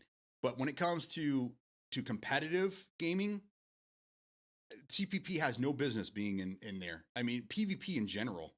Because I'm a competitor. I'm a sweat. I think we developed this whole thing. We went through this last week. I'm a sweat by nature. I am, because I play to win. I have fun, and I like having fun along the way, but I play to win. So I'm a sweat. Whatever. There's no way you're going to get me to play a competitive PvP game in TPP. It's just not going to happen. I think we all learn our lesson with PUBG. PUBG is where people are like, okay, wait a second. This TPP thing ain't working out so well anymore. So if you're a PUBG player, you probably get it more so than most people. But I mean, if it's a solo campaign co-op game or whatnot, I'm gonna jump into. I'll play TPP. I don't care. But as soon as you add a PvP element to this thing, nope. That needs to be balanced, baby. That game needs to be balanced, and there's no way a selfie stick mode is balanced at all. Let's consumer price. Assuming that tariffs don't go up and RAM stabilizes at current price. I'm hoping that his little game of tariffs is almost done. You're starting to see him kind of back away from some. I'm hoping that we're coming to the end of this, but who knows? With the tariffs and the AI, that's really where a lot of this is coming from. The AI, everyone's trying to build up these massive AI super centers, and they're buying up everything. So unless you're going to get something like now, don't expect to be able to buy RAM anywhere for probably 6 months. We saw this with hard drives years ago when the Bitcoin. I mean, you guys remember the Bitcoin thing? The Bitcoin mining, you couldn't find fucking hard drives. You couldn't find graphics cards. You couldn't find anything, man. And then with the pandemic going on, I couldn't find a capture card. I couldn't find a camera. I ended up spending way more money than I should have when I first started streaming. I bought cheap shit because that's all I could find at higher prices, at Elgato prices, I guess you'd say. We see this a lot. Whenever something happens in the world, it just shit happens. But it'll come back down again. It'll come back down. I'm not even close to endgame. It's a fun game, but not even close to endgame or needing a new map. Lots of people, the occasional rat, but overall good to go. You're hearing that from hype sheep and not people who play extraction shooters. Dude, okay, so the people that play extraction shooters like Tarkov, they have nothing good to say about that game. I think, again, it's like Metal Josh kind of brought this to light in the community, is that everything wants to call itself an extraction shooter, but the problem is that the people that have been playing Tarkov for the last 10 years are like, that's not an extraction shooter. Yeah, you go someplace, you come out, but there needs to be a new genre. And I saw that over the weekend, someone tried to dub Arc Raiders as it's not an extraction shooter, it's an extraction adventure. So now we have a new subgenre. So it's an extraction shooter, but it's an extraction adventure. I don't know if that'll stick. I don't know, but I'm one for changing genre names. Because I really do. Because when you think extraction shooter, you're thinking ABI, Delta Farce, and Tarkov, right? You don't really think of these other games. Vigor was I think the one and only extraction shooter that was on console for a while. I didn't really see. I mean, it was and it wasn't. It wasn't Tarkov, so it was hard to call that an extraction shooter. So I get it. I mean, Arc Raiders isn't really. It's not really an extraction shooter. I guess by definition it is, but it's not really. It's, so the people that play these hardcore extraction shooters are looking at that going, guys, that's like Happy Meal Tarkov over there. Like, that's not even close to what we're looking at. So I'm on board with that. I think that the categories need to be changed up a little bit because I wouldn't say it's false advertising, but it's not, they're so different to be in the same genre. I mean, we call things like rogue like and rogue light. Why can't we call it like extraction light or extraction like? I mean, even that would be better. I don't know. I 100% see hype sheep getting bored, but extract shooters are still going strong. Yeah, extract shooters are. I'm just saying that particular game in general is starting. I think the people are just kind of like, okay, that was fun, but I think there's a lot of reasons. I shouldn't say that because that's kind of demeaning. I won't say that. But I think that everything came together. All the planets aligned to help this game get where it is. If this game would have released in January, February, or even earlier this year, I don't think it'd be what it is now. I don't think it would have had the hype that it did. But releasing at the end of the year when there was nothing good out, everything was just, I mean, most games that came out this year were broken and they were just garbage. I think people were just like, holy shit, a game that works. Let's play it. And it's $40. The price had a lot to do with it as well. But either way, I'm not against Arc Raiders. It's just not for me. I don't really give a shit. I don't care. People ask me this all the time. I asked on Thanksgiving. I'm like, no, I'm not. I'm good on that. I'm not trying to like make excuses or anything. But I just see what I see, and I've been navigating the industry for so long. I just see these things. So,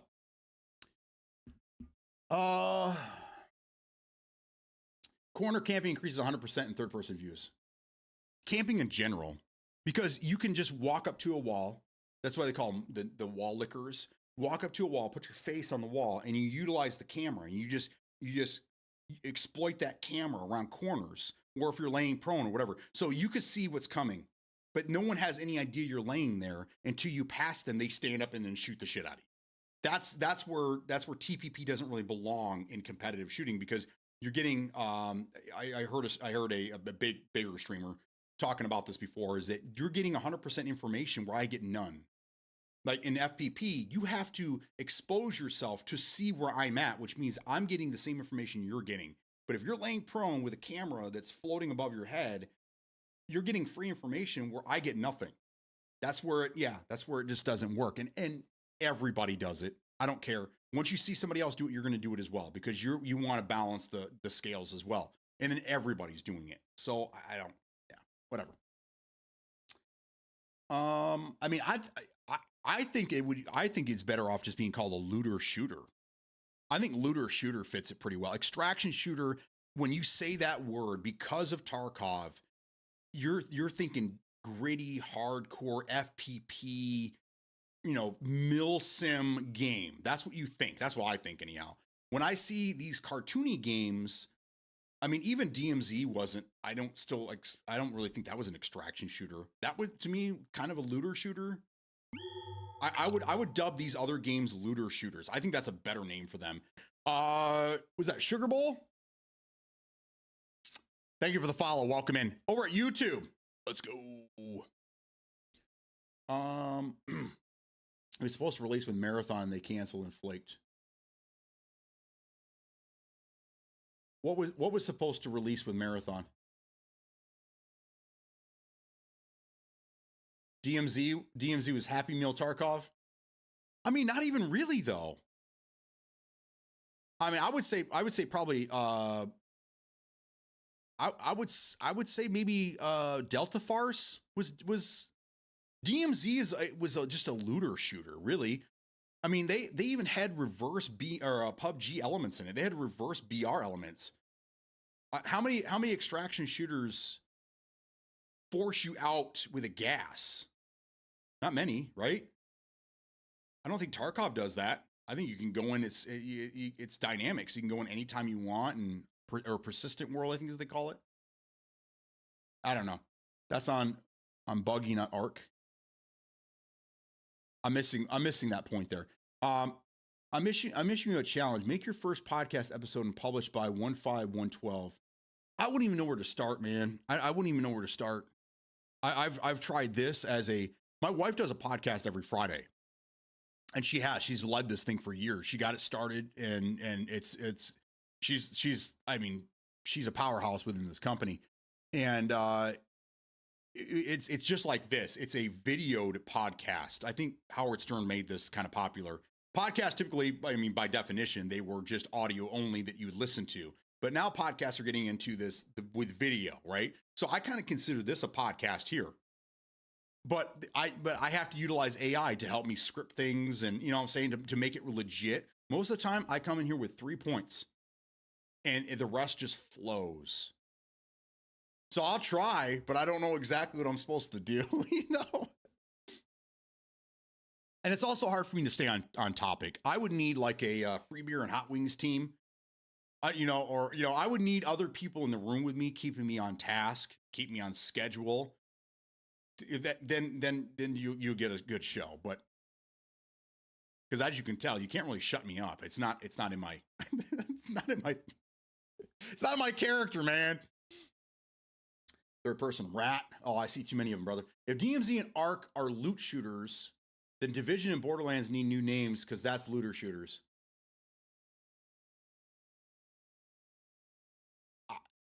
I don't know. I'm just saying we got to change names. We got to change names somewhere because it's giving the wrong impression, and it's I think it's watering down what Tarkov is.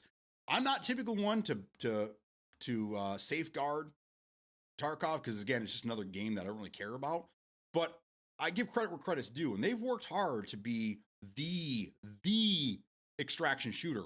So when another game comes along that's all cartoony and goofy and TPP and whatever, and it's called an extraction shooter, I look at that like, wait a second, get the fuck out of here, dude. Nah, you're not in our inner circle. You go over there with those looter shooter kids, So I don't know. We got to come up with a different name though, because putting all these games in extraction shooter is not probably the best idea.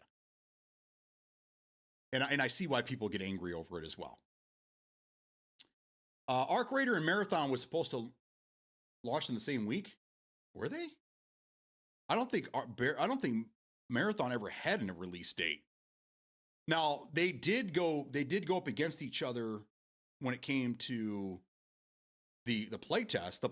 Marathon and Arc Raiders, the last playtest they did at the beginning of summer, was simultaneous. And that's where people started to see Arc Raiders, because Bungie or Marathon was so bad. Apparently it was so bad, which I never got into it, so I have no idea. I can't really tell you, but apparently it was so bad that they went back to the drawing board, and they're doing, just so you guys know, Marathon's doing another play test this month. Actually, there's a handful of them. We have Ascendant happening again, which I missed this last one.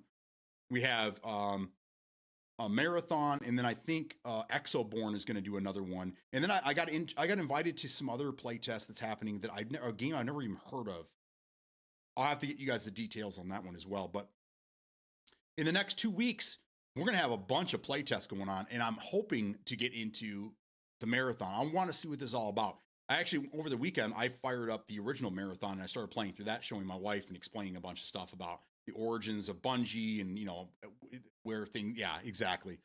So I had a really good time, and I would love to get into Marathon and see how that's evolved over the last, God, it's got what, 35 years now, I think it's been. 32 years. I think Marathon came out in 93, if I remember correctly. 93, 95, 97. I think those are the years. But either way. But I don't think they were ever, I don't think Marathon ever had a release date. The first one was always bad. Whatever it was, DMZ was tits, almost as fun as Prime PUBG. I agree. I think it just got thrown into the extraction shooter genre, which we can call it that. It doesn't really matter. I'm just saying, I think we need to change as things get more watered down and we get more extraction light games. It kind of diminishes the whole nature of the name for Tarkov and ABI. Those are probably the two hardcore ones. But I'm with you. I love DMZ. I think DMZ was great. Maybe we will get it this year. Maybe we will, or this next year. That Black Ops 7 did so fucking bad. They're like, okay, guys, what did these people like in the last 5-10 years? What did they really like? What we need to bring something back. What should we do? DMZ. Boom. There it is. Maybe we'll see a DMZ come back, but I don't know. And at this point, I don't even know if I even give a shit about Call of Duty anymore. I just really don't care. I don't know if you guys saw, I downloaded Modern Warfare 3 and Black Ops 6, and I was going through cleaning up some achievements and shit like that. And Call of Duty in general, it just doesn't, I don't know. It just feels weird, man. It feels so weird. I think, and I've said this a handful of times, I think Battlefield 6 plays more like Call of Duty than Call of Duty does. And I know they weren't competing with them, but I mean, once you get the facts, you kind of get what the whole original plan was. Thanks, Vince.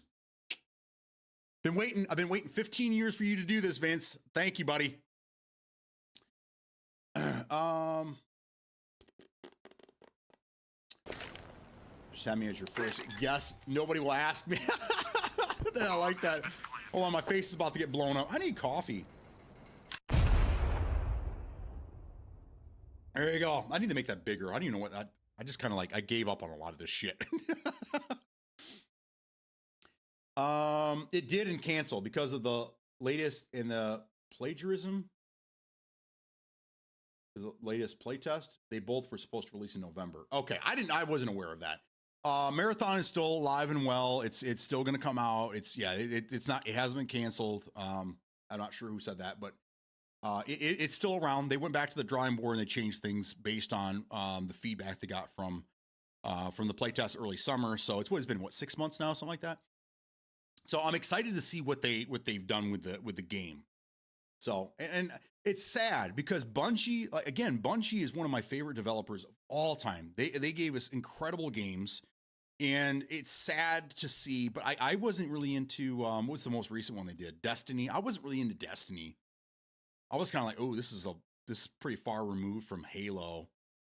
So they really haven't been on my radar for a while. But when I heard about Marathon, I'm like, oh shit, they're going to bring this franchise back. Oh dude, let's go. I love Marathon, man. That was such a great, one of my first FPSs ever.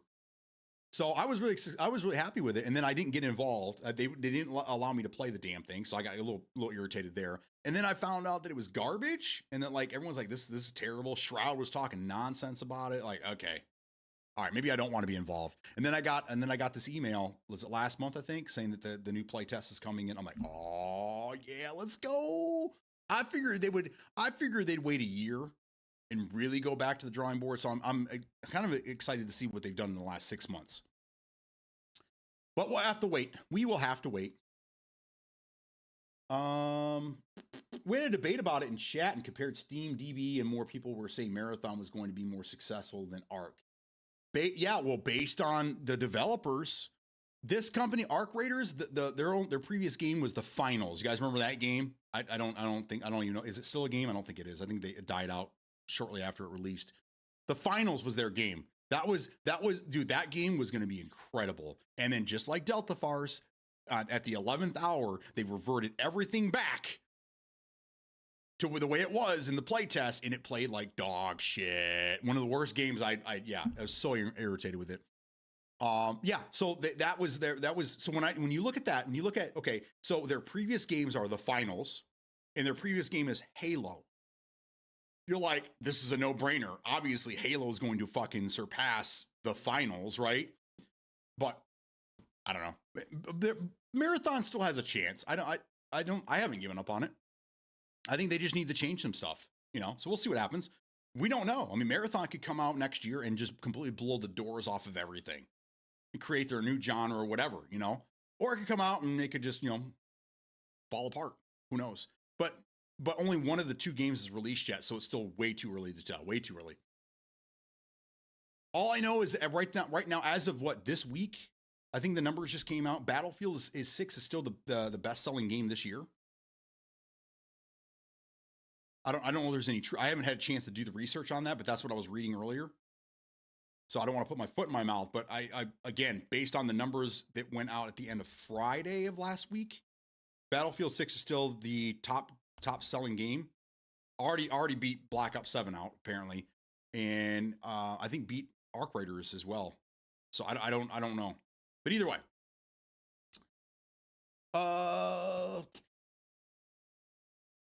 Evil Tomcat, thank you for blowing my face off. Appreciate you. Yeah, not canceled. They canceled the release. I thought they just pushed it back. Anyhow, Baba, what's going on, man? Have a good. I had a great Thanksgiving, man. A lot of family, a lot of friends, good times. Yeah, it was a blast. And then extremely busy weekend. And now we have another extremely busy weekend coming up, way up until Christmas, actually up until New Year's Eve. We're going to be extremely busy every week. So I'm going to try to get as much content out as I can for you guys. I did put one video up yesterday with Louis and I getting a crazy chaotic win in RedSec before we called it quits on that game. Bubba's at work. Get back to work, man. What are you in the shitter? Are you in the toilet right now? Are you? Is that you sneak away? Still a game, still having seasons, has Game Pass perks. Oh, no shit. Okay. Are you talking about the Finals? Is that still a game? Okay, cool. Black Ops 7 is a joke. It is a joke. And yes, it's horrible. It's probably the worst Call of Duty outside of Call of Duty 3. Call of Duty 3, I think will always carry the title of the worst Call of Duty. It did some crazy things. That actually, I think, was the very first Call of Duty to introduce vehicles in multiplayer, which we later saw. And I think was it World at War? I think actually had vehicles on some maps. But either way, because of the campaign was horrendous, and it wasn't as good as it could have been. Again, Call of Duty 3 was the reason Call of Duty almost died. If it wasn't for Vince and Call of Duty 4, Call of Duty wouldn't even be a franchise nowadays. But, I mean, it took how many years for them to almost completely shit the bed? Almost 20 years. I think Tic-Tac-Toe can beat out Black Ops 7. Yes. Nope, not in Office. Atari ET sold better than... funny story. Did you guys see that? The rumor was that the legend myth was that ET sold so few games that they had to bury the remaining copies they didn't sell. So they buried them out in the desert in some landfill. And a couple years ago, somebody tracked down the exact spot, and they went back there and they dug them up, and they found the cache of Atari ET games that were buried there 40 years ago. That's incredible. That's it. Now, Indiana Jones should have been there for that one. Or at least somebody dressed up as Indiana Jones taking pictures of them unearthing the ET games from its grave would have been incredible. So yeah. So that just funny little tidbit of information there. So not only was the legend true, they actually they unearthed them, which is great. So anyhow. Hell yeah. So I ask this question a lot, and I know it sounds like I'm complaining, and there's enough of you here that apparently my complaining doesn't to bother you too much. I'm out of games. I am out of games to play. I've gone back to firing up old Call of Duty games to get the easy achievements that I missed just to have something to do. I spent many hours in Battlefield 6 bot lobbies, thanks to Mark for Life, to ranking up my weapons and getting a bunch of challenges done so I can unlock things in RedSec that should have already been fucking unlocked in RedSec. And I don't even know if I want to go back and play RedSec anymore. I don't know what to do. So there's something that popped up. Okay, this has got to be Halo. I think this is what this is. Now, for anybody that's on PC Game Pass, we'll get to that in a second. If you fire up PC Game Pass, sometimes there's like a little placeholder picture before it starts up, and it usually foreshadows the game that's coming out or the game that's out. Okay.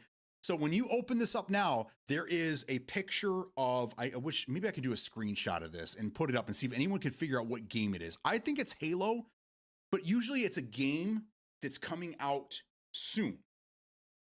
So I don't know what it could be. The only thing I see that's coming out like today, maybe it already came out. Yeah, Marvel Cosmic Invasion came out today, which is a beat 'em up, side-scrolling beat 'em up game. Not what I'm looking for, but it shows something, and I can't figure out what it is. They're telling us something, guys. Xbox is telling us something. What game is it? Because as far as I know, the Halo remake or remaster isn't coming out until next year, right? Unless they shadow drop it on us. That'd be cool. I just looked in here and I saw in the Game Pass section, the only game that usually it shows like all the games that are coming that have been announced for Game Pass, right? This is kind of sad. The only game it's showing coming to Game Pass is in February 13th, and that's High on Life 2. That's the only game that's been slated and announced coming to Game Pass. And they're still charging you guys $30 a month for this service. And the only thing they can show you is a game that's coming out in 3 months.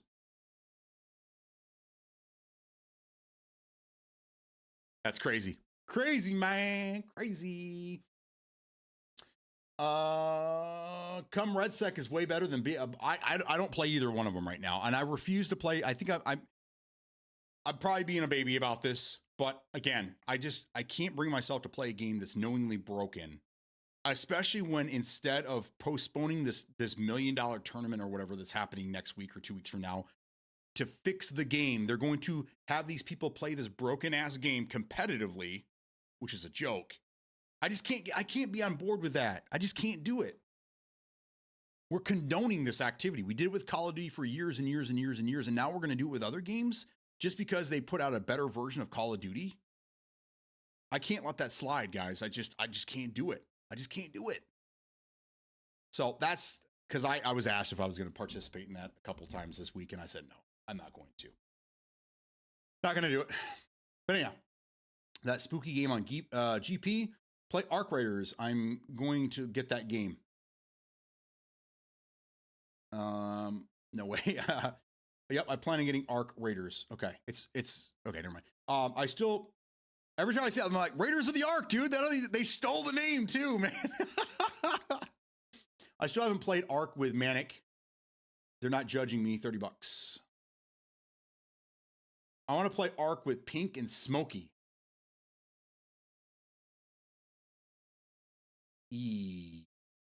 I'm putting $10 back for Arc till I get the money to buy it. Okay. I mean, it's on sale right now, isn't it? I mean, there should have been 1,000 Black Friday deals. I don't know. So anyhow, I don't really know. I think this picture, I'll try to post a picture of it later. And see what you guys think. What do you guys think this picture of? I think it's Halo, but it doesn't make sense because it shouldn't. Halo shouldn't be anywhere around right now that I'm aware of. So I don't know. We'll find out. Why no Ark? Ark Raiders?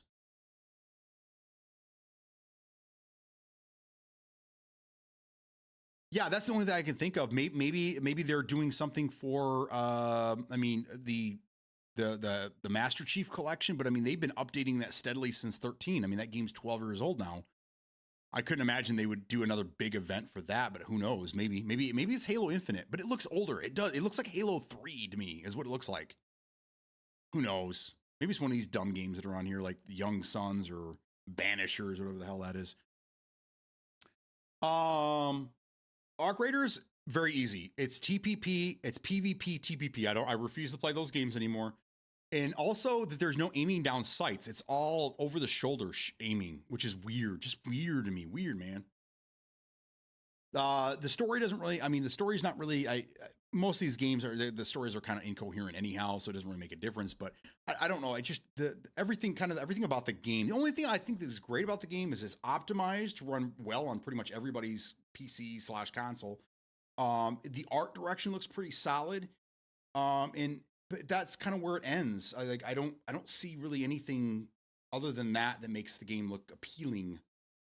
But again, I think a lot of it is just everyone's just kind of like just tired of playing broken games.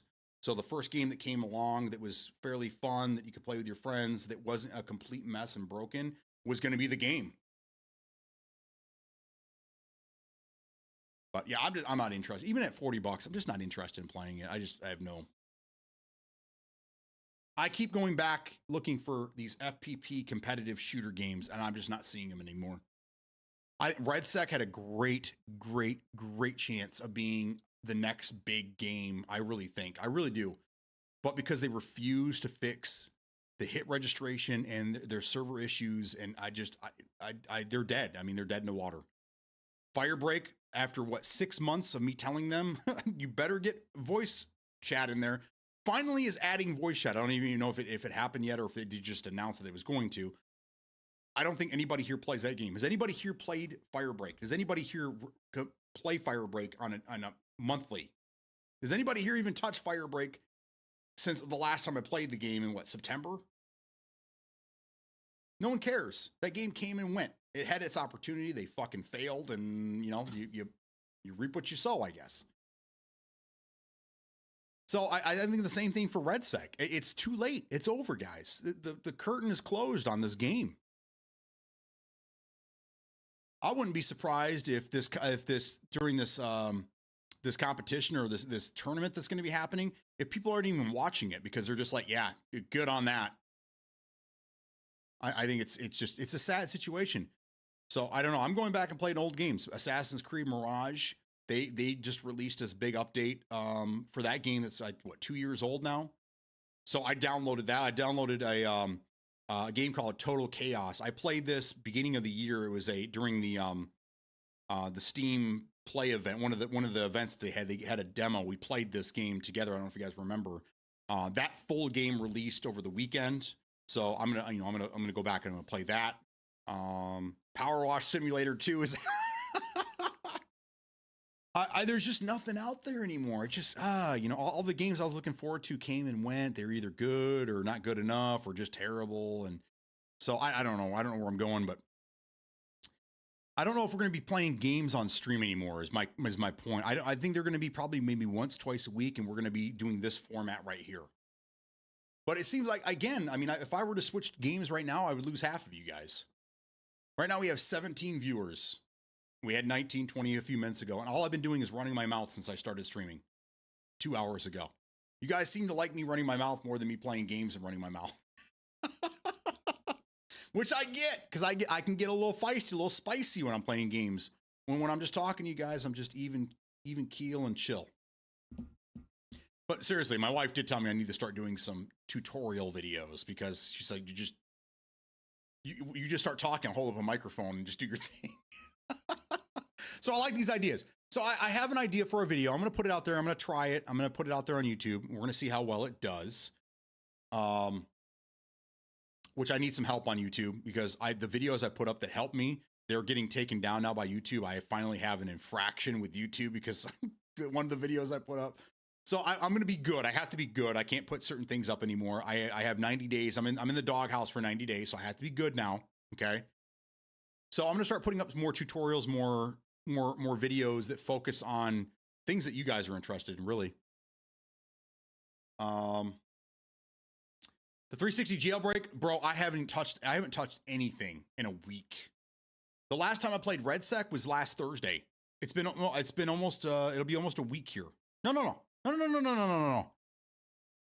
It's been 2 weeks. I haven't played Red Sec since Thursday of 2 weeks ago. I think, right? Because when I streamed last week, did I play any games last week? I streamed 2 days, and I think I talked for most of them. Now I can't remember. I don't think I played Red Sec in 2 weeks, guys. So anyhow, that's the one. That's actually the one I'm talking about. That's going to be coming soon, but I have to get the video together, and I still have to. Yeah, it's going to take me some time, but I'm hoping that if I do these podcast shows, and then I have more time in the afternoon because I'm not streaming until 4 or 5 o'clock in the afternoon, then I can get these videos done while my wife's at work, before the kids get home, all that good stuff. So that's coming. It's coming. So now, you don't like people, BD? It's obvious. Yes. I love playing with people, and people tell me all the time, is that they when I'm streaming with other people and we get all the banter going on in there, that's the good time. And then I watch other people stream, and I'm like, why can't I hear their voices? You're doing a disservice to your stream if you do not have audio from other people you're playing with. That's what makes it. Because if we can only hear one side of the conversation, we don't know what to laugh at, because we don't know what the other side of the conversation is. So it's crucial if you're going to stream the games and you're playing with other people, you got to have their voices in there. Figure a way to get their voices in there as well. There's times where I'm watching somebody, I'm like, who are they talking to? What are they saying? What's so fun? What's so funny? And then they just start laughing. I'm like, I want to be a part of the joke too. I want to know what they're saying. Damn it. Now I just have to make shit up in my head. Damn it. So anyhow. Standard edition is $40 right now, and deluxe is $60. Mark for life. Can I just say thank you? In a world that's going crazy right now, and I'm an English major. Maybe I minored in it. So it's hard for me to see things, but thank you for being the person in chat that puts the $ correctly in numbers. Thank you so much. I'm seeing it more and more and more and more and more. Like, where do these people live? Canada? Listen, you guys can change Bloom. You guys can change aimbot. You guys can change any fucking term you want. But the $ belongs in front of the fucking number, okay? You're not going to change that on me. We're gonna have some fucking problems here. All right.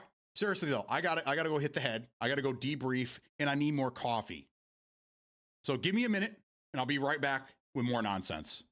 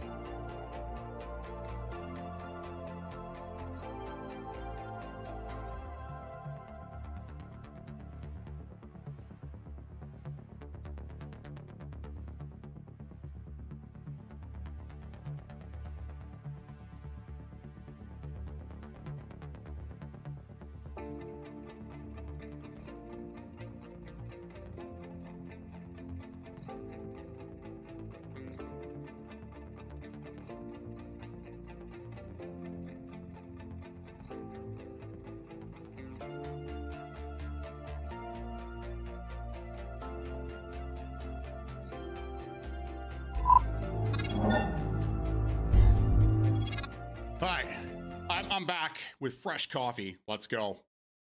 What did I miss? I guarantee some smart ass put, yep, there it is right there. That's okay, Penguin. We know you're Canadian. That's fine. That's fine. Again, you're Canadian. That's the way you guys do it in your country. Here in the good old US of A, it's $, then your number. We don't use cents anymore. We're even getting rid of the penny right now. I never see anything but cents. When I was a kid, we always had to write things down. I remember, when we were young kids, you'd have to write like 35s and then cents. Cents always went after the number. The $sign went before it. That's how it always was. But again, I don't know what the education system is doing anymore. And apparently we're just closing education altogether anymore. But the kids don't learn cursive anymore, which I kind of get. I understand that because people are typing nowadays. But we don't teach cursive. My daughter, I think, was the last one to learn it, and she said it was just a little bit in like 4th, 5th grade, not a lot of it. So that's kind of sad to see it go. But yeah, I don't know. Is the education department? I've asked my kids this, and they said that they no. Because I was like, why is it so many Americans are doing this now? I see it all the time, and the kids are like, no, they still put the $sign and still in front of the number. I don't know where it's coming from. I have no idea where it's stemming from, but I see it a lot. In social media, I see it on Reddit a lot too. But I mean, again, it could be Canada. So you always have to be like, okay, is it, are they? But then somebody will be like, oh no, I'm down here in, Alabama or whatever, and it's like, oh, okay. It's like, what, really? Were you taught that way? Or is that we're just kind of getting loose with things? I don't know. Serious question. Because I've been out of high school for 25 years, 26 years now. I graduated in 99. So I don't know what the education system's doing. And then when my kids were in school, we were very involved in their education and things like that. But I don't ever remember. I just remember like no homework. Like for my kids, like how do you learn? I would go home and I'd have 3 hours of homework every fucking night, and I still got B's and C's. These kids come home, they have nothing. They just want to lay in bed. My daughter comes home, she goes right up to her bed, just lays in bed on her phone. Get out of bed. Get out. Go do something. You don't have homework? No, we don't have homework. What do you learn? How do you learn? Are kids just smart these days, or are they just? I feel like they're not getting the education that we got. I know we didn't get the education our parents got, so I just seems like, it's just I don't understand. So I ask people this a lot, and I just my daughter's a junior this year, so she only has one more year of school, and then she's out, and then I'm kind of nervous for her to go to college because from what I'm hearing is that all the high schools have been extreme. They've just lazed right out, right. And then the colleges are still pretty hardcore. And when we took my son to Kettering, they told him straight up when they were all in this group together, like, listen, your high school is very easy on you and you're probably the top dog in your class and this and that. But when you're here, you're going to be just like everybody else. And you're not going to be the superstar that you used to be. And I was like, this is awesome, dude. This guy right here, I'm going to shake your fucking hand because not only was he humbling, but he straight up just told these kids, you guys think you're big shit in your schools right now, but wait until you're here. You're just another number. Because everybody here is just like you. And you're going to have homework, and you're going to have more homework than you imagine. You're going to go back to your dorm, and you're going to be you're not going to have weekends. You're not going to have time to do anything because you're going to be doing so much work. And it was a huge shift for my son who did everything in class, aced all of his classes. There you go. There it is. What else you got for me? There you go. Let's go. To having nothing but work. Yeah, it was huge. And I'm worried that, it's going to be pretty much the same thing for my daughter as well. And hopefully she could stick with it. So we'll see what happens. Being on blocking for that. It's in front. Okay, back to work. See, folks, Final Fantasy 15 turned 9 years old on the 29th. Still a gorgeous game. Never played that. I played Final Fantasy 7. That was the only one I ever played, just because that was a hype game for me. When I was in high school, that was the game. It was hyped up everywhere. This is the game. You got to play the game. So of course I was on the bandwagon, fear of missing out. And I got all the way to Sephiroth. I can't remember if I beat him or not, but it took years because I just got so bored with it. And then I fired up when I got bored, and then, yeah. But yeah, Final Fantasy games are long. The last pennies were minted a little bit ago, and they're being auctioned off. Yes, there's a credit union in our area, not the one my wife is involved with, but if for every penny you bring in, they're going to give you double the amount in in gift cards. Now, I don't know if that's a way for them to try to sit on these pennies, or if this is something that the government is doing for select financial institutions to try to get the pennies back home. So I have no idea, but I thought that was kind of cool. You know, for any penny that you have, bring them to us. We'll give you a gift card for double the value. If you have a big piggy bank full of pennies, you're probably the guy. But you know, if you have a couple in your cup holder in your car, probably just toss them. They're not good anymore. If you want to try an action RPG, at least look into it. Still a great game. It's a 2010 story game. When will we get the actual Final Fantasy? Well, every fantasy's final, isn't it? According to these guys, I don't know. I assume that it's lost in translation, that it means the term is something different in Japan. Because that's usually how it goes. Like the games, it's somehow lost in translation, or the name changes significantly based on the country that they're trying to change the name in.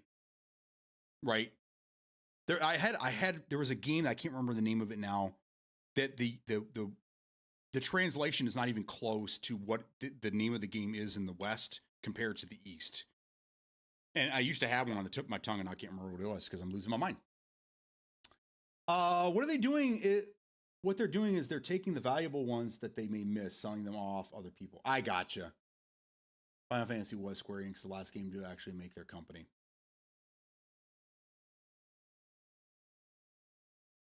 We don't teach English either, or common sense. No, that's what I keep telling my wife. I was like, I understand that people don't know how to read, write anymore, and people just refuse to read. I'm guilty of this. We were at TJ Maxx over the weekend, and some lady approached us because we were looking at some books there.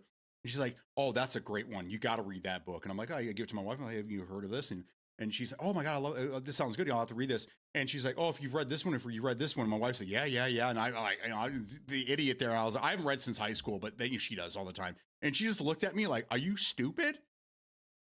Yeah. I do read, but then I reached down, I found this big book. It was kind of cool looking, and it was Sherlock Holmes stories, which I have like 3 of those. And I was like, "Now this book I will read." And she goes, "Okay, yeah, that's a good one. That's a good one." Yeah. Then yeah, I don't read as much as I should. I don't read really at all when I actually should. I bought a book. Don't tell my grandma. I bought a book that I'm going to give her for Christmas. There's some history behind it, but yeah. Oh shit, she's here. Anyhow, I did it horrible in English when I was in school, and I aced certain parts of it, but I just hated English. Was boring. I hated English, but proper grammar in English always stuck with me, and it hurts me. It hurts me. I as a salesperson, yeah,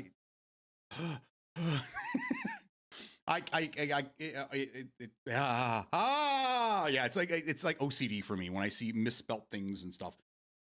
Why does it bother you so much? Like, just let it go. I'm like, I can't let it go. I hate it. I feel like the grammar Nazi sometimes. So I just try to keep my mouth shut. But the $sign, I can't do it. I just can't do it. Like, that's stepping over a fucking line, dude.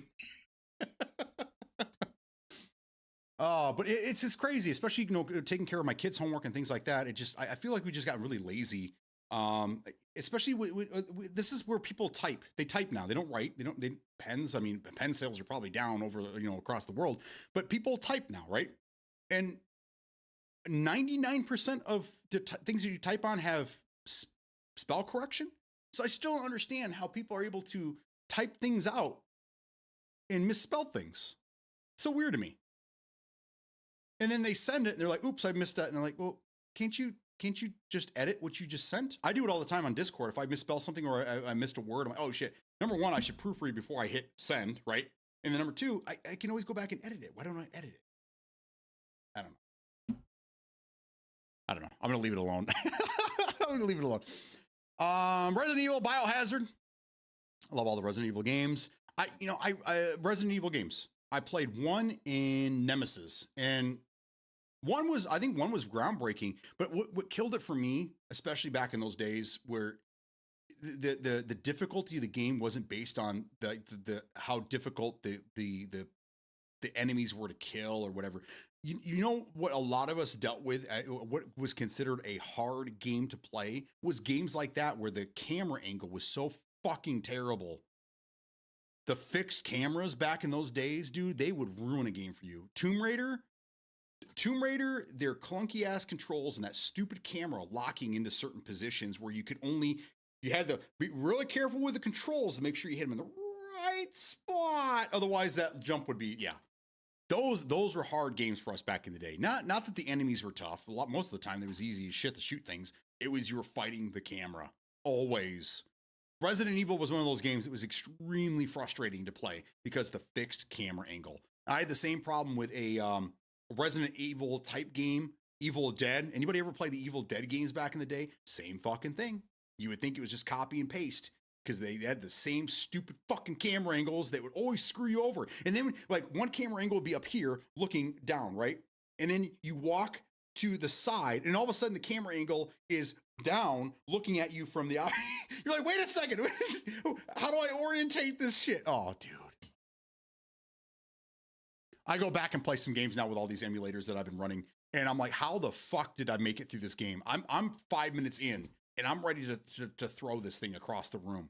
I guess we had more patience, but I think also we didn't know back then, right? We've been spoiled over the last 25, 30 years with advances in games. So we go back and play those. They didn't age too well. You have fond memories of those games, but you play them now and those memories fade immediately. You're like, wait a second, fuck this game. Fuck this game, dude. Boss Gaming, hello, how you doing? I'm sorry, I'm ranting now. I've already kind of gone through everything, so now it's just you guys are throwing things at me, and I'm just knocking them out of the park. Call me Peak, because I'm just knocking them out of the park now. Keep throwing me these softballs, guys. Jesus. Sup, Nuke? Good morning, good afternoon. How you doing, man? Good to have you here.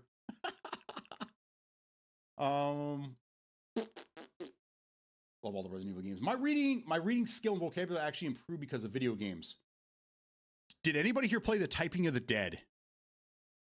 Anybody here play the Typing of the Dead? Does anybody know what the fuck I'm talking about? So everyone's Googling it right now going, what the fuck is this shit, huh? Typing of the Dead, Look it up. Come back and we'll talk.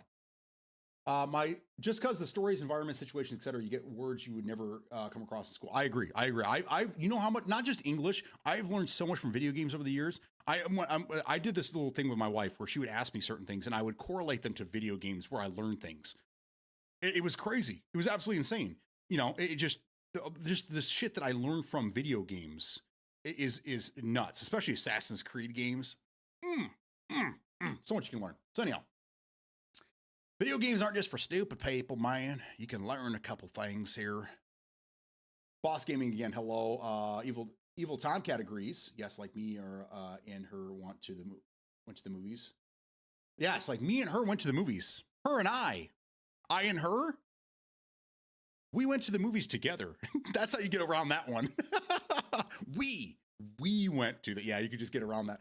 There are several wrong, your today in chat. I only correct my friends. That's right. Their and your, I see that misused a lot. But I just whatever. I try to get through it. I read a little here and there. A lot of games have collectible text logs, and you can catch me reading more of that than paper book. That's her and I. I read books from my phone. I got my wife one of those Kindle paper lights or paper whites or whatever, whatever it is. Yeah, and she takes that with her when she goes, on trips or when she's working and things like that. But she doesn't have to carry the book with her, so she has a few minutes, which she very rarely does. Usually it's like when we go to pick up our daughter and she keeps us waiting in the fucking car because that's what kids do nowadays. You guys remember the days of when your parents came to pick you up? If you weren't waiting outside by the fucking curb, they would drive past the house and then you had to walk home. Yeah, kids don't know that these days. They make us sit out in the fucking parking lot for 15 minutes while they chat with their friends. And I tell my wife that all the time. We should fucking leave. Make her walk home one time. She won't do it again. No, we can't do that to her. It's dangerous out there. Fine. Anyhow. My wife will bring along her paper light, whatever, the Amazon little Kindle thing, and she'll read that in the car, which is, great. She always has a book, and she can keep track of this shit. She has a book in each room, and she's like, well, I think I'll pick up on this one. She just grabs a book that she's in the middle of. Mind you, has 3 around the house, and she'll just Start flipping through the pages. My wife's crazy, dude. Crazy. Same, especially games like Resident Evil. I read everything and I have subtitles on all the time. The camera is always the equalizer. Yes, it is. Yes, it is. How about she and I? I and she. She, I. True. Doing good. Can't wait till Cyberpunk 2. Wait, they're making another Cyberpunk game? I thought they were going to continue adding on to what they have now. That's cool. I haven't even got to the DLC. I beat the game beginning of the year and it just sits there. I was so mad at the ending. I played Resident Evil 0 and 1 in September to October and loved it. Cameras that change mid-jump, fuck that. Oh my God, yes. Yes.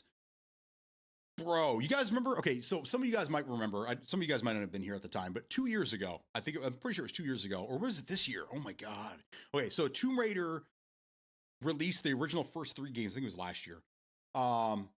With new graphics, you know, they cleaned up, they polished it, was the remaster or whatever. They didn't change the controls. So you watched me sit there and fucking get frustrated trying to make these stupid ass jumps. And yeah, a couple of them were. When you made that jump, all of a sudden the camera angle was from the opposite direction looking towards you. Yeah. Oh, Subnik. I almost lost my mind, man. Almost lost my mind. Thank you for that. Such a fun memory. I know what you're talking about. Rail shooter, House of the Dead with words. Yes, it was called Typing of the Dead. And you back in the day, one of the first, not many people know this, but the Dreamcast was one of the first consoles, probably the first console I do believe that had mouse and keyboard support. They sold a keyboard and a mouse. I have the mouse. I'm missing the keyboard. I'm sad. I see them from time to time and they're very expensive. They're hard to find. But anyhow, you could fire up like Unreal Tournament 3 Arena and Unreal Tournament. They both had the game available on Dreamcast. You could play mouse and keyboard online on a console. This is Dreamcast. This is 1999, 26 years ago. And people nowadays are asking, can we have a keyboard support on our Series X's? You fucking have it, dude, and you've had it. You should know this, man. But yeah, back in the day, you had a keyboard and a mouse on a console. Crazy concept, right? Mm-hmm. Anyhow, the Typing of the Dead was kind of like Shooting of the Dead, the House of the Dead, but you would have to hit certain keys on your keyboard to shoot said monsters. So it taught you how to type. It was amazing. But there were Windows games at the time, and I think there was a couple other console games that did this. But at the time, in 1999, there was nothing else like this. Again, Dreamcast was way ahead of its time. Way ahead of its time. We had internet gaming. The first console to be sold with a modem, 56K modem, and then later they had an Ethernet adapter you can get. It actually had servers that are available that you could play games online, and you can go download things. Sonic Adventure 2, I think it was, that you can go in there, you can download shit from the web directly to your console. Incredible concepts, man. Mouse and keyboard. It had the fishing thing. It had a microphone. There was a game called Seaman, where you were raising this little sea monkey thing that would talk to you. Like, the Dreamcast was crazy incredible, and it didn't get the respect it deserved. Anyhow, yes, Typing of the Dead was a very good game, and I did learn to do some. I still suck. My wife's amazing, and so is my daughter, but I have to look at the keyboard when I'm typing. I suck. Not a skill set that I have, unfortunately. OG Resident Evil was so hard due to its camera angle. Same with Crash Bandicoot. Oh, yes, dude. I fired up Crash Bandicoot recently. There was a Xbox version of the game where it was a Twin Sanity or something like that. It had like all the old games together. I made it to like level 3 and I gave the fuck up. But let me just tell you this. My wife had the same thing with Spyro. I always ask her, what were the games you played as a kid? What did you like when you... Spyro the Dragon. Love Spyro the Dragon, okay? So I went out and got her Spyro the Dragon on Xbox. This is a couple of years ago. She tried playing that game. She's like, yeah, this does not play the way I remember it playing. I'm like, yes, because the games have evolved since then. So yeah, it's a little crazy. 2029? Okay. There's another DLC possibly on its way for Cyberpunk. Cyberpunk has 3 unannounced projects. Wow, good on them. Good on them. I thought the game was pretty good. I'm not really too into the RPG element of these things. And it's one of those things where I prefer somebody else telling me what build. The same with like Division. I like Division, but I don't like. I'm not the guy that wants to crunch numbers. Like that's work for me. Number crunching's work. It's never been fun. I never did math for fun. Are you guys like that? I mean, unless it comes to like things like I do light engineering. I always dub myself an engineer. When my son went off to Kettering, I told him, like, dude, I will sleep under your bed if I can go to this school with you. I would have loved to have the opportunity to go to engineering school when I was a kid. It wasn't available to me at the time. So I would love to do those things because I do consider my wife actually I'm a armchair engineer, because if I can't fix it, it's way beyond broken. Yes, sucks that PlayStation came and ripped out that from underneath them. Maybe Sega would have been top of the empire if Nintendo hadn't done what they did. Yes, we all know I do math for fun. Started out college doing for accounting. My brother-in-law is an accountant, and he fucking loves it. I'm always like, whenever there's a math question, I'm like, come on, like, Ben, get in here. Tag team, you're in. We need it. We need a number on this. Let's get this done. So I like having him around. My son will, I mean, you throw a math problem at my son, he'll be like, 2. How'd you know that? By looking at it? You know, it's crazy stuff, man. But I have to do long division, and you know,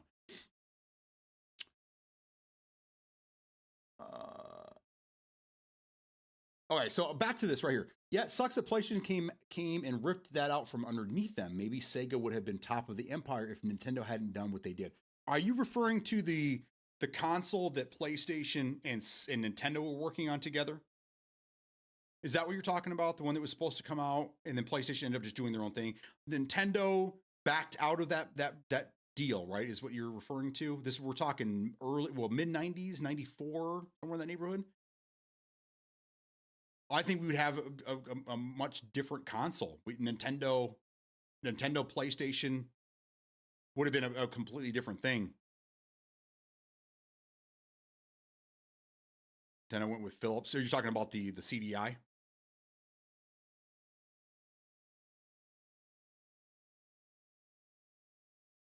All right, so there's lesser known consoles that came out in the 90s. There's a lot of Jaguar is one that you probably heard of, but never. There was the Panasonic CDI. There was the Philips. The Philips had it was called the 3EO, wasn't it? I think the 3EO is one of them. We also had there was a console that was being developed. This is pretty common knowledge nowadays, but it may not everyone may not know this, but Nintendo and PlayStation were working on a console together. And Nintendo backed out of it. PlayStation went on to create the PlayStation. Sony went on to play PlayStation. And then Nintendo went on to do the Nintendo 64. They abandoned that project. I wasn't aware that Nintendo went with Philips. Are you saying that they went with Philips to create the 64 together, or they jumped ship to make another console and then that one went up, that one went belly up? Because I'm not aware of that one, so that's news to me. The PlayStation was supposed to be an add-on for the Nintendo system. Yes. And then there was actually plans to build a whole console that was going to do everything. And then they abandoned that. I think that console, the developer kit actually survived. Someone found it a few years ago, got it running again, and I think it just sold for a shit ton of money. It's like the only one known in existence. So I studied nuclear engineering in the Navy, so there's that. Yeah, did you do numbers? Did you do math for fun though? That's what I'm saying. It's like there's some people that just love to do math. They see an equation and they want to solve it. And there's other people like me that are like, I mean, you're gonna have to put a gun to my head and tell me that I have to do it. Or unless I'm doing a project and I need to know the number, then I'll do it. But I don't do math for fun. I do things for fun so I don't have to do math. You know? Started out college going, let's see. PlayStation was supposed to be an add-on. It's based. Yes, that's a very interesting story because where would the landscape go? But the Dreamcast, I still don't understand why the Dreamcast died out. I know that a lot of people want to put the blame on PlayStation, but PlayStation 2 didn't come out until 2001 in North America, right? So you're talking 2 years. 2 years the Dreamcast was out, and it couldn't blow up any bigger than it did. It had amazing games, amazing concept. I think that it was pretty fucking cheap at the time. It was the first console to have internet gaming, so you could play online. Like I still to this day, I don't understand why the Dreamcast died out. Because it almost seems like it died within a year's time. I just remember like not many people had it, not many people gave a shit about it. And then PlayStation 2 came out, and then everybody was about that. But in my circle, Xbox was the big contender. Xbox when the Xbox came out, it was huge and bulky and kind of ugly. It had that big green thing on top, and it was just huge. It was like, you're gonna fit this under your TV, like that's crazy. But then Halo came out. And that was the game that changed the tide, man. I traded my PlayStation 2 in to get my Xbox, and I never looked back. Awesome. It's because of PlayStation 2 why the Dreamcast died out, because of all the hype. Being able to hide the football plays on the Dreamcast controller was crazy. The VMUs, again, was another fantastic idea. It's a miniature gaming console, handheld, right? That did certain things. And on top of that, it was a memory card. Like, that's incredible shit, man. There's a lot of games, you could use it for a lot of different things. Again, Sonic Adventure 2, they had these things called chows or chos or whatever the fuck they were. Basically, you could put it on your VMU, and it was like Tamagotchi. You guys remember those things? You took this thing around with you. It was always in its pocket. You had to feed it, you had to water it, you had to make sure it stayed alive, and then you plugged it in your controller, and then you go into these chow race things, and you could race your little critter, and then he'd go back on the VMU, and you take it with you. So cool, man. Awesome.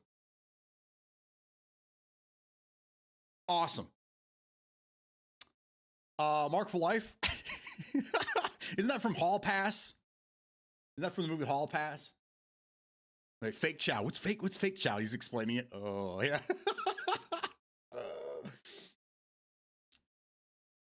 Being able to hide. There you go. Okay, I got it. Fake chow. Everyone's gonna be like, "What's that?" Googling it right now.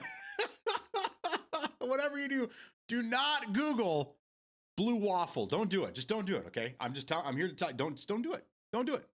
That's my public service announcement for the day. Oh,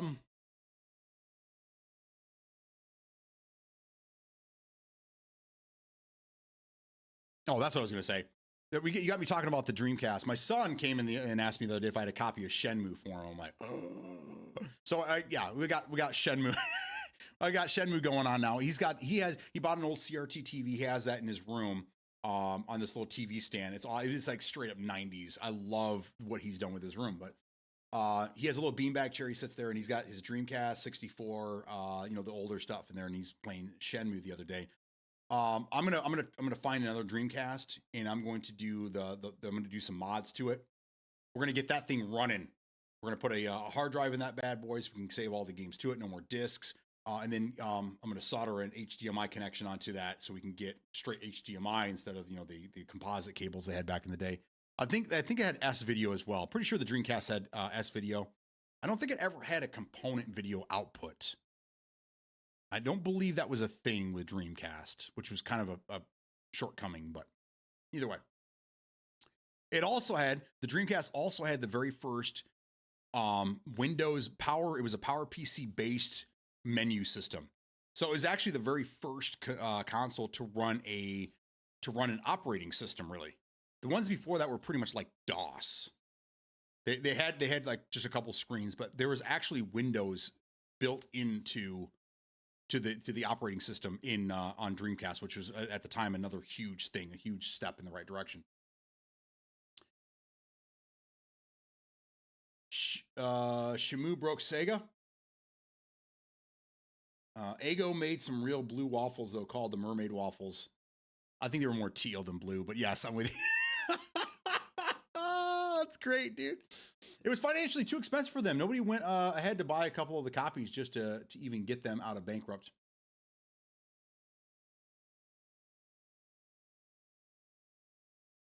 I got you. Now, there's been rumors in the last few years that Sega is developing some console of some sort. But at the time, you think it was just vaporware because you heard Atari was building one, and then there's this and that. But these consoles are coming back. Was it the Commodore 64 is back in production again? I think it's just nostalgia. My wife keeps telling me that this new generation is really about nostalgia. They're looking for all the old 90s tech, early 2000s tech, because they want to go back to I guess their lives are too easy now. So they want to go back to when you had to have 7 different items in your pockets. And now this phone does everything. It's everything, right? You had to have, a camcorder, you had to have a camera, you had to have a music player, you had to have a telephone itself, you had to have a pager, you had to have a PDA. There, all these things are now just one item. And apparently the new generation is all looking for these older things. Polaroid cameras, I guess, are a big thing now. My daughter was talking about the other day. I'm like, oh yeah, I remember Polaroid. She says, you have a Polaroid camera? I'm like, I don't think so. Oh, be much cooler if you did. I'm like, why do you want a Polaroid camera? Do they even make film for it anymore? And that's why the simplicity of the olden days. Are you calling me simple? Are you calling me? But there's more consoles coming. Did anybody see the 64 console that just came out? The MGAA or FMGA, something like that. It's a console. It's a Nintendo 64 that's been made modernized for the new generation. It takes the old console games, but it has Bluetooth built in. It has Wi-Fi built in, HDMI, obviously. It has a whole operating system that can play your old games and make them look like old. You're playing them on an old CRT and shit like that. These old consoles they're coming back, and they're being rebranded and remade and remastered or whatever. So it's not that far-fetched that Sega could come up with something. But as far as a new console, I don't know. I don't think so. If it's an old console that's going to play, does anybody remember the CDX? Does anybody know what I'm talking about when I say CDX? CDX. Does anybody know what that is? I always like giving you guys an opportunity before I start hitting you guys with information. I like to give you guys an opportunity to type your shit in. Yeah, there you go. Okay. So the Sega CDX was basically a portable Walkman / CD, Sega CD game Genesis. Okay. What it was this tiny little box, and in the front of it looked like a CD player of the time. It had this lid that popped up, and you put your CD, your music CD, or you could put in your Sega CD game. Okay. And this thing was portable. So you could put batteries in this stupid thing, carry it around, listen to your music. And then when you got to your house or whatever, then you'd plug in the cables into your TV. And then it had a cartridge thing on the back. So it would play your Sega Genesis and your Sega CD games. It was called the CDX. It wasn't out for very long. It wasn't very popular because I think it was pretty fucking expensive. But yeah, that was an idea that they had back then. It was a great idea, just didn't sell well. Nowadays, I think things like that would work. If you were to create a one system does all and cover all generations of Sega, all generations of Nintendo, and you could plug anything that you wanted into those, but you had newer, more modern connections, things like that, I think those would sell like hotcakes. And again, the 64 thing that just came out is selling pretty well right now. So if you could buy a console for, let's just say $300, and it played all of, let's just say Sega Genesis, Sega, it would play your Master System games, Sega Genesis, Sega CD, Sega Dreamcast games. It'd play anything Sega Saturn. It'd play all the Sega stuff over all the generations. Would you buy that? Is that something that you would purchase? Or would you just buy an emulation machine and just have everything for $300? Because you could do both. You really could.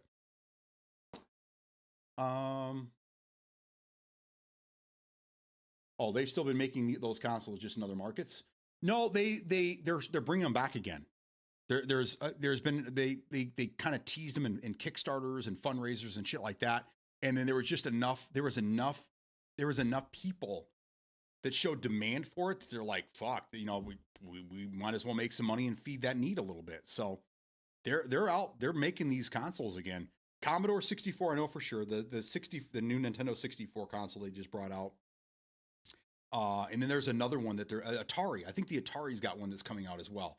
It's supposed to play all the old 2600 and 7800 games, 26, 56, and 76. 26 is the most known, but there was three of them all within the 80s there. Anyhow, Thank you, Evil Tomcat. He knows. He gets it. Sadie, what's going on? How you doing? Welcome in. Hi. Way ahead of their time with that. So yeah, at the end of the day, I mean, we've been all over with conversation in the last 2.5 hours. But we've covered a lot of things. This is how we do this. This is welcome to Inside My Brain. I start off with 3 topics, and we end up talking about consoles from the 80s and 90s that are back in production again. How do we end up there? I think the Sega CDX when it came out was like $400 USD. Yes, it was pricey. It was, it was a great idea. It was a great idea. Like we're gonna sell you a I don't remember who it was made by. Sony might have made it. I don't know. We're gonna sell you a Walkman and a video game console all in one. And all the rich kids are like, Mama, Dad, yeah. So you can still find those around. If you ever find one at a garage sale for cheap, pick it up. And if it doesn't work, send it to your boy. I'll make that thing work. But that's one I do not have in my collection. I do not have a CDX, unfortunately. I forgot about it until you were just talking about this. Incredible stuff, guys. Incredible.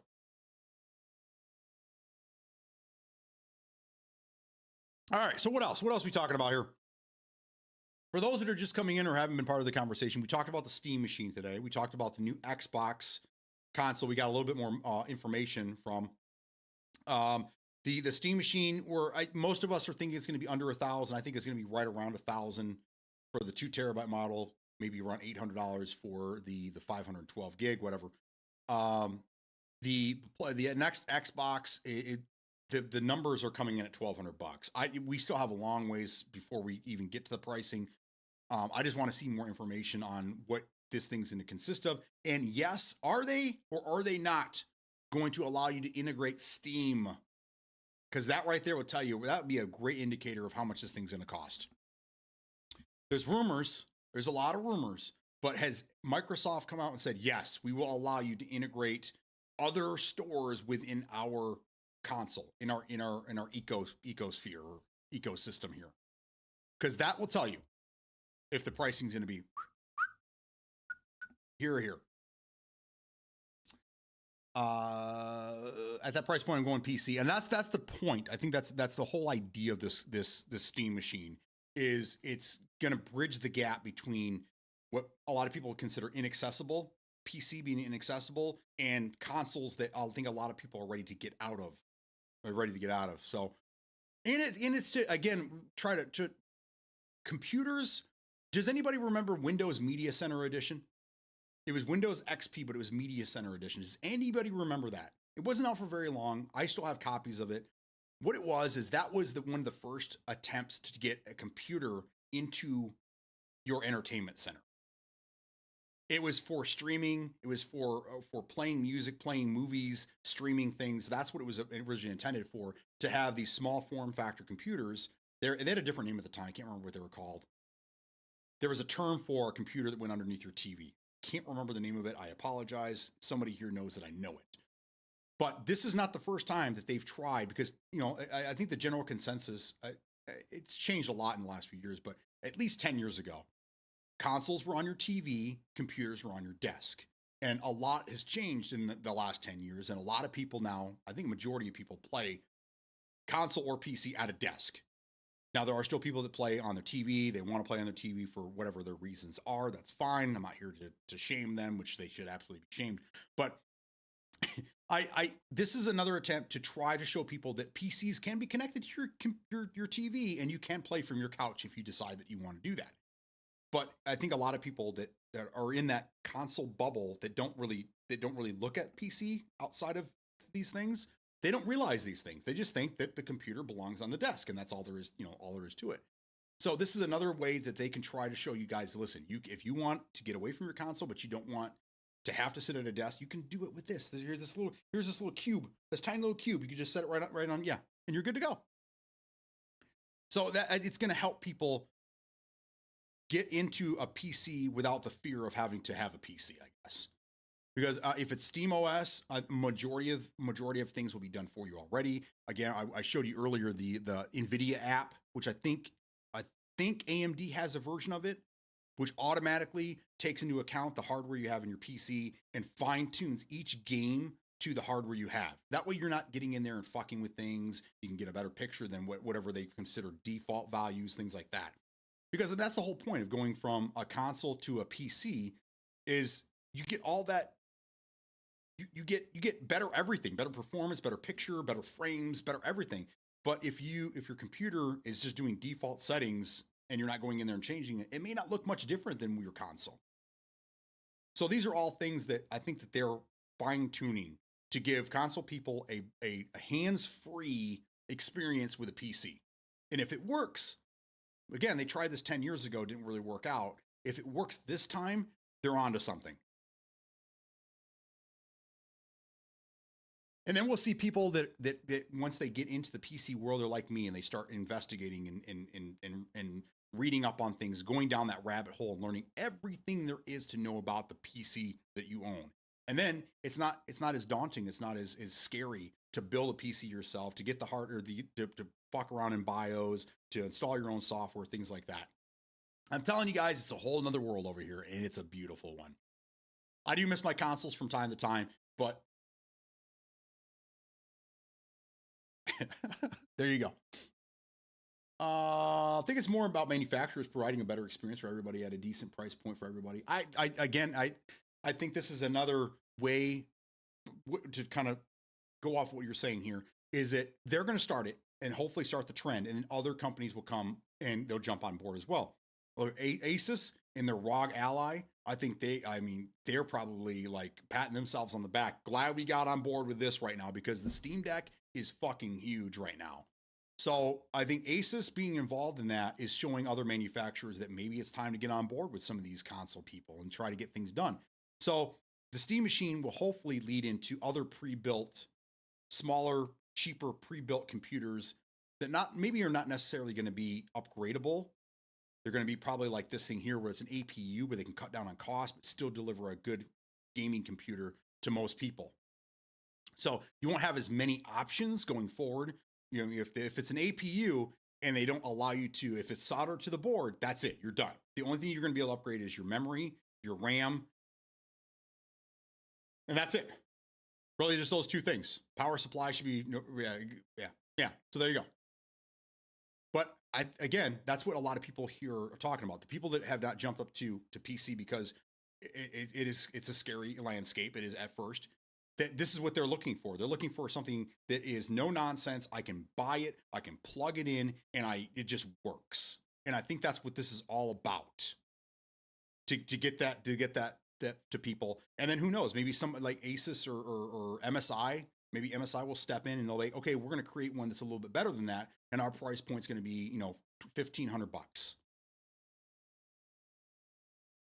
Now we're playing. Now we're playing with power. If the next Xbox is going to be $1,200, people are going to start thinking about, well, wait a second, maybe I just want to go with a PC instead, and just, then I have more control over what I'm doing. If I'm spending that money already, maybe I just want to just build a PC, and then I have more control over what I say, do, and can play on my console or my rig. We'll just call it a rig. I think it's all about television manufacturers jumping on board without gouging people. I mean, we've already seen most televisions, most smart TV, they call them smart, I just call them TVs. I asked my wife this question the other day. When did a smartphone just become a phone? Does anybody ever call them smartphones anymore? I don't think I've heard the term smartphone in years. Same thing with TVs. All TVs are smart TVs now. So do we even call them smart TVs, or are they just TVs? I think they're just back to TVs again. Anyhow, the TVs, they have access to Xbox cloud gaming. That's the first step, really. Cloud gaming on your TV, you're good. You're good to go. So for the people, and I said this earlier, for the people that aren't willing to spend $1,200 on the next console that comes out, their option, which they already have right now, is cloud gaming. You spend your $30 a month, and you can stream games to your tablet, your phone, your TV, your Samsung refrigerator, whatever you want to do.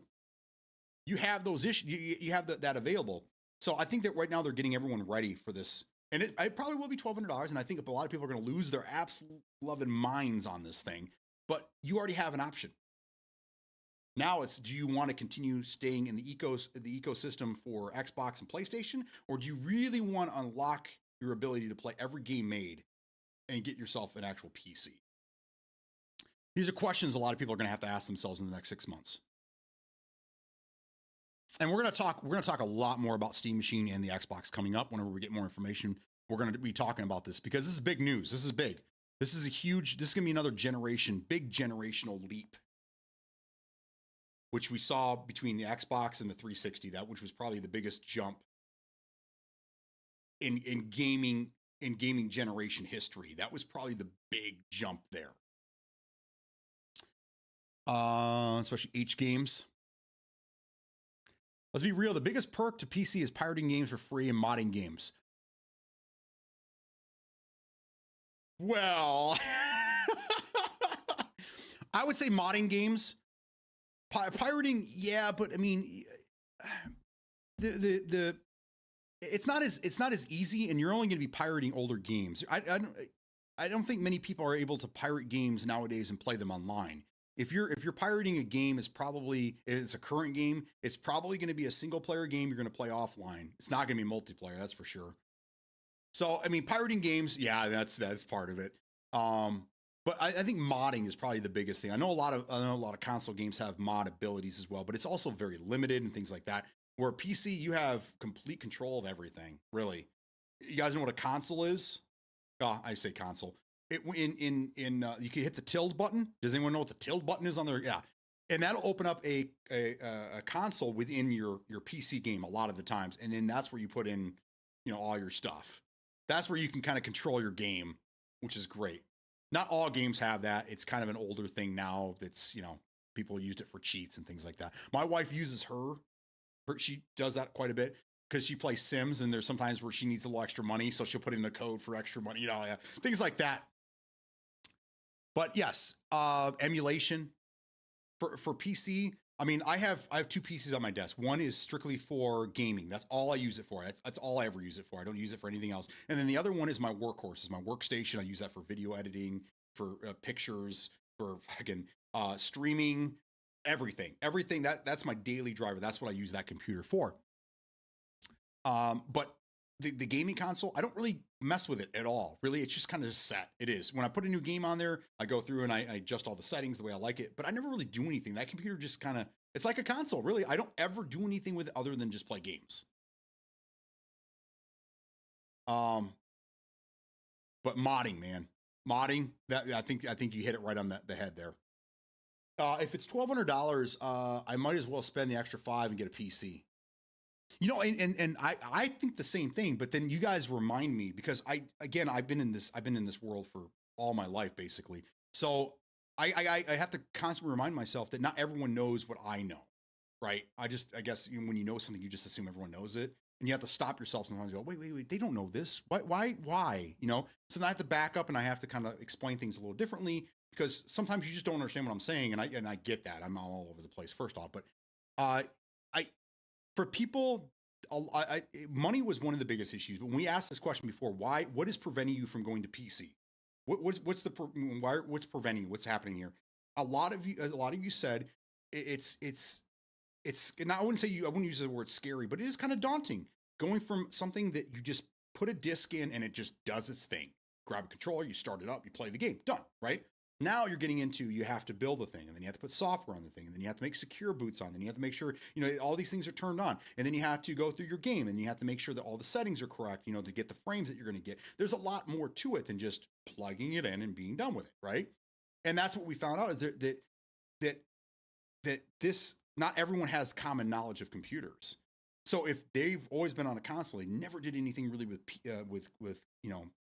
PCs besides look up porn, they're going to be lost, right? They're going to be lost. So that's one of the biggest challenges, is how do you sell something to those people? How do you sell something to the people that have no idea what the fuck you're talking about? How do you sell this item to them? Well, I mean, typically in sales, you create value, and then you hit them with the price tag after you created all this value, right? But you gotta find a way to sell something that is like, whoa, there's no way in hell I'm ever going to do that, to something that's more like, okay, I can figure that out. That doesn't seem too complicated. Yeah, let's give it a shot.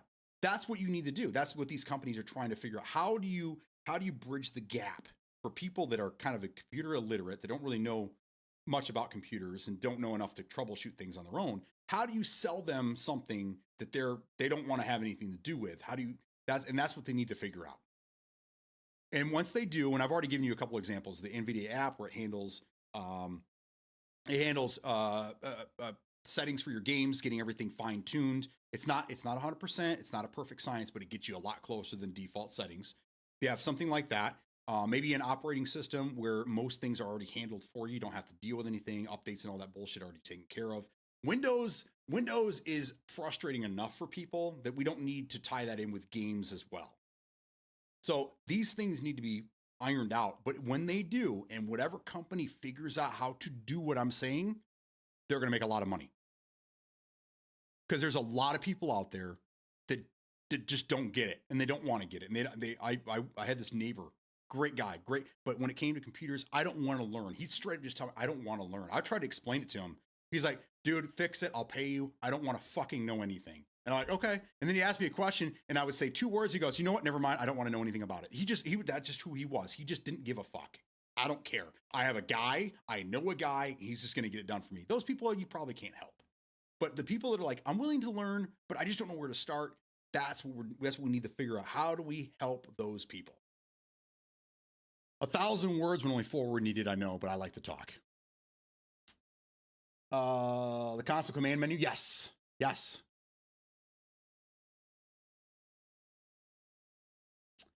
Yes, performance, 100%. You can see it. For me, it's performance. I don't mod things. I don't really mod things. I mean, I do, but I typically don't. I know how to. I usually, either way. But for me, yes, performance, dude. If you take a Series X and you play the same game on PC at whatever settings you can, you're going to notice a huge fucking difference in between. Just when I made the last jump, I was playing DMZ on my Series X. I switched over to PC. It wasn't too big of a graphical leap because at the time I was using a 3060 Ti. I have a 4070 now, but even the 3060 Ti was better than what the Series X had. I saw a huge difference. Not only in the quality, but the frames. Now we're talking, we're going from, averaging right around 100 frames if we're lucky at 1440p to 150 frames plus at 1440p on PC. It's a huge fucking difference. Huge difference. It's hard to tell when you're watching a stream because the streams, I mean, number one, Twitch, their quality sucks anyhow. But you're not going to notice much of a difference because you're watching somebody else play something and then stream it to you at a lower quality. If it's in front of you, I promise you, you will see such a difference. It'll blow your mind. But yes, modding as well. I need Tomb Raider to have double cannons. Oh my God. The console command. I understand a lot of people don't want to play around with stuff. They just want to, the simpleness of booting it up and playing. Right. And that's what I'm saying. If we could figure out a way to put PCs in those people's hands where most things are already taken care of. Yeah. We could all play together harmoniously. Right now, older games are the only good ones. Plus, with mods, not only can I turn single-player games into multiplayer, I can host my own lobbies and private open servers. Right. I've been doing a lot of that the last couple of years, going back and playing games that I either missed or forgot about or haven't played in forever. One of my best experiences is playing Battlefield Hardline, playing the campaign. That game holds up after 10 years. That game still looks fucking great. It's a fantastic campaign. I invite every one of you, if you have access to it, go back and play that campaign again. If you've never played it, you're in for a fucking treat. If you haven't played it since it came out, you're in for a treat. Because this game, I can't say enough good things about it. It's incredible. I don't know where we went wrong with Battlefields after that, but I think it's to this date is still the best Battlefield campaign ever. And I put that above Bad Company, and I love Bad Company 1 and 2. I love those games, but Hardline just had the better story, better campaign altogether. So whether I pirated it for free or not, I'm still playing with the homies. That's right. Yeah, I was just saying pirating is not as much I don't think as much as we think takes place in pirating. And pirating a lot of the time is older games. There's not a lot of pirating of newer stuff. But either way, it still happens. I'll give you that. Yeah, there's definitely somebody that needs to create an app where it searches for the games that are in your library and keep them up to date and run optimized. It already has. NVIDIA has that right now. The NVIDIA app. If you set it so that it automatically optimizes, whenever you install a new game, it automatically does everything for you. And that's what I'm saying. Like this new the new NVIDIA app is incredible. They've had some bumps in the road. They had some issues, but right now where it's at, it's incredible. Absolutely incredible. So for those that have PCs that don't use them very often, in you're one of those that like I don't want to have to deal with settings. Go in there and use the NVIDIA app, and that'll get you dialed in close to where you need to be. It's not perfect, not 100%. You might have to change a couple things, but for the most part, that's what we're looking for. Those are the programs we need for the people that we're talking about. I honestly think if TV manufacturers made a good 2K panel for a 4K panel, 200 frames per second, and not have it overpriced. I don't know. There's a reason behind this, because I was looking into that years ago, and I was like, well, why aren't TVs more like computer monitors? TVs are mainly for television and movie. TV and movies typically, what is the FPS? What are the frames? We don't talk this very often in movies. Movies, I think, is like 24 frames per second. It's under 30. TV shows, I think, are closer to 30, right? So these things were originally designed to display television, right? So as computers and things got to be way over that, that's when computer monitors starting to, so you'd have to create, and I know TVs, like my TV, it does 4K at 120, which is I mean, my TV's 4 years old now. It was top of the line when I bought it, but I mean, even nowadays, even for, it's not standard to be 4K 120. 4K 60 is pretty standard across the board. But when you get into higher end TVs, you're going to start getting those frames. I would love to see a TV go to 144 and offer DisplayPort.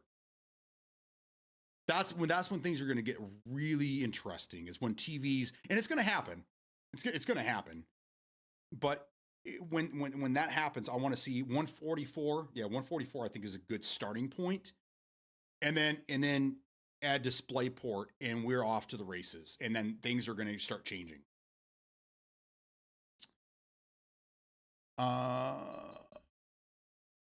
Panasonic makes a 144 hertz panel for TV. Really?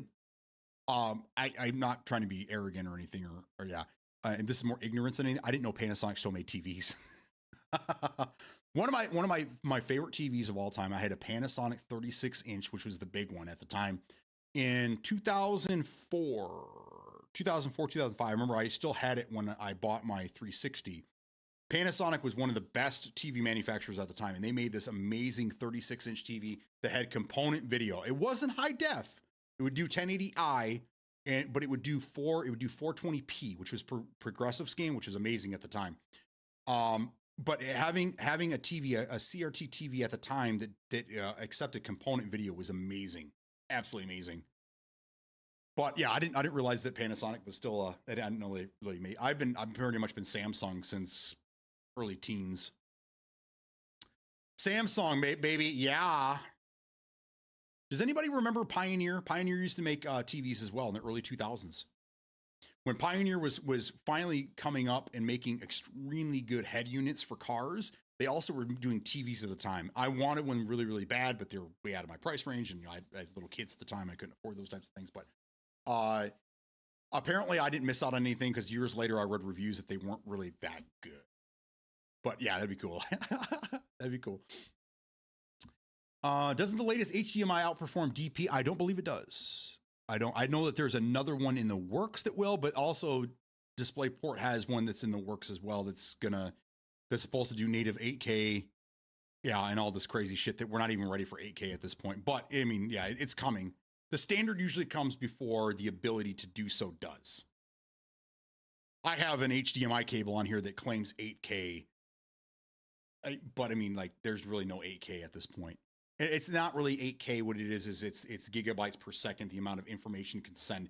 It would theoretically be able to do 8K per its bandwidth, but it doesn't necessarily mean it. Yeah, see, things are labeled weird.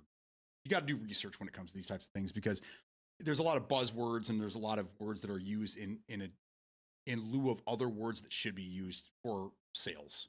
It's just all sales techniques and shit like that. New Hisense TV is 165 hertz. Is it really? There you go. There you go. So you're good there. What's 165 hertz, which is fantastic with a gaming mode, obviously.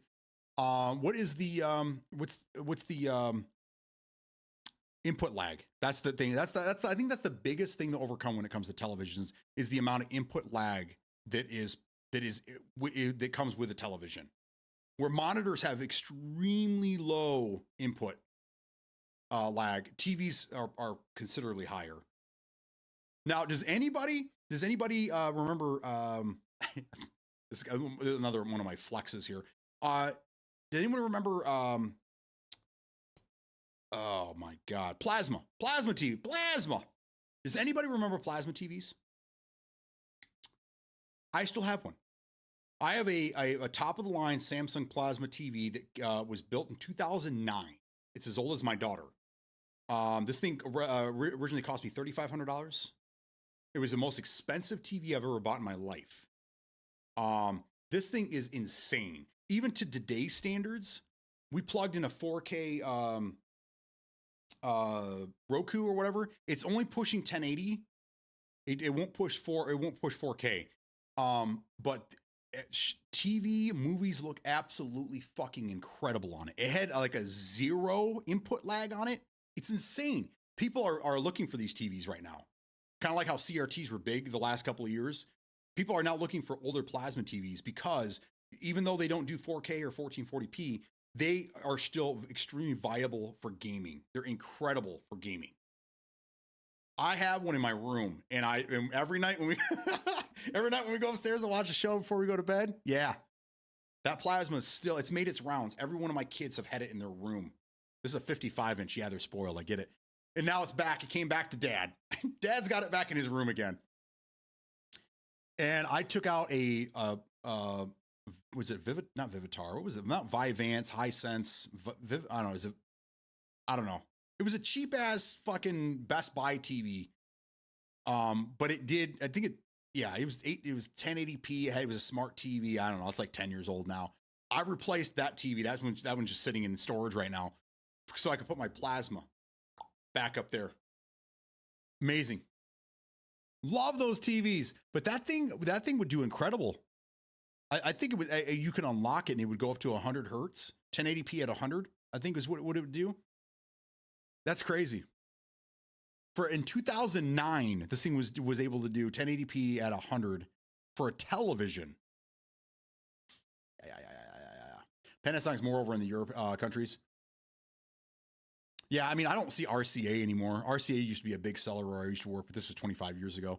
All the names that people, JVC, Japanese Victor Company, I don't even know if they're around anymore. A lot of these companies, they went back to just selling only in like the Asian market and European market, and they're just completely left the West alone.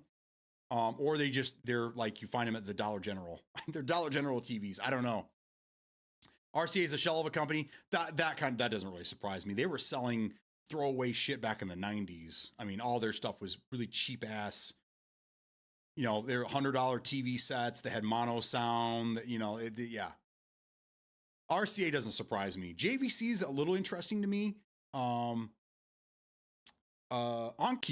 went out of business a few years ago, but now I hear that they're back. So I don't know. Onkyo, I've been a firm believer in Onkyo audio shit since the early 90s when I was a kid. For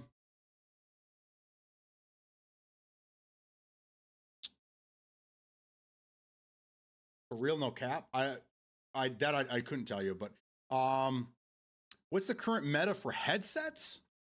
For like gaming headsets, or you mean like headphones? And when you say headsets, I'm assuming you're saying heads. From what I understand, I mean it's still opinion. It's just, I mean, everyone has their own opinion.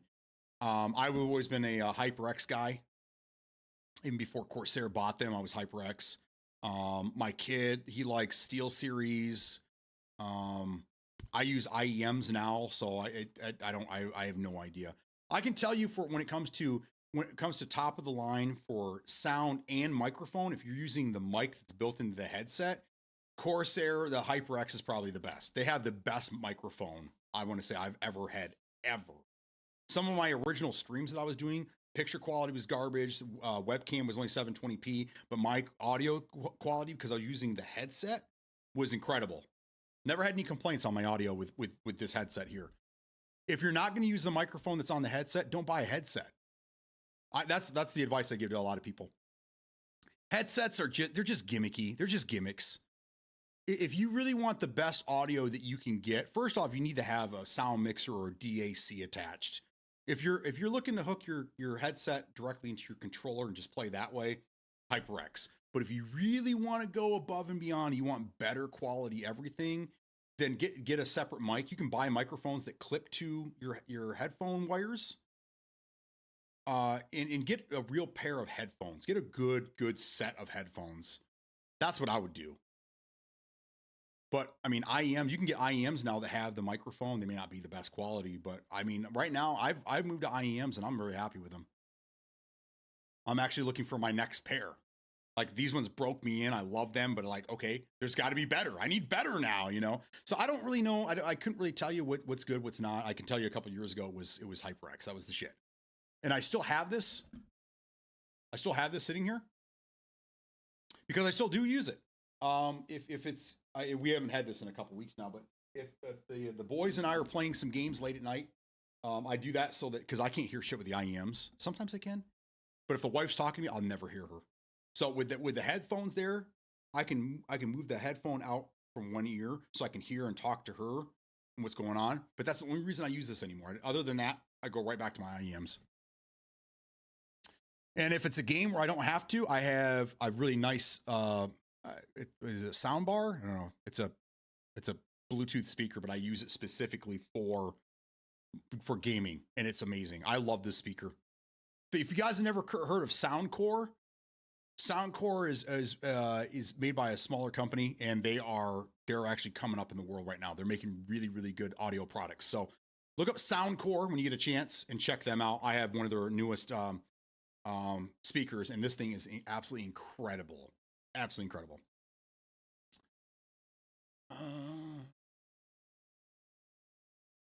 And like punchy bass or high fidelity.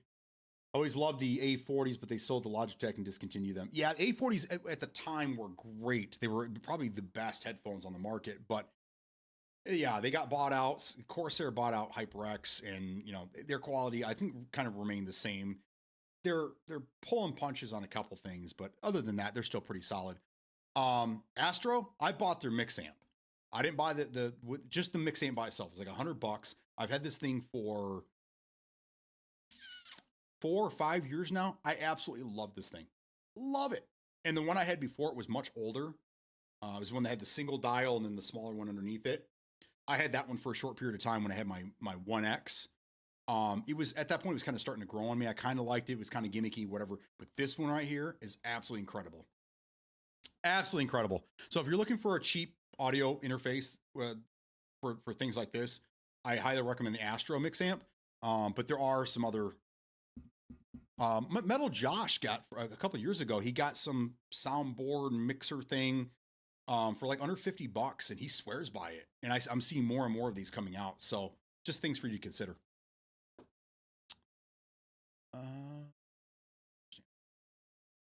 All right, I've been yakking for about 3 hours, a little over 3 hours. I'm getting a little parched here. I need to drink some water and stuff. But I'm going to try to get back to getting this video done for Mark for Life because he needs to see this thing. Like he's been waiting patiently as he can. You can't even find the mix amp PlayStation version anymore on unused. Yeah, I don't. PlayStation people are very hard-headed. Very hard-headed. They don't like non-PlayStation branded things. So I even though it was a PlayStation version of it, I don't think a lot of people got into that. Now Subnuke did. Subnuke got one of those, and he absolutely loved it.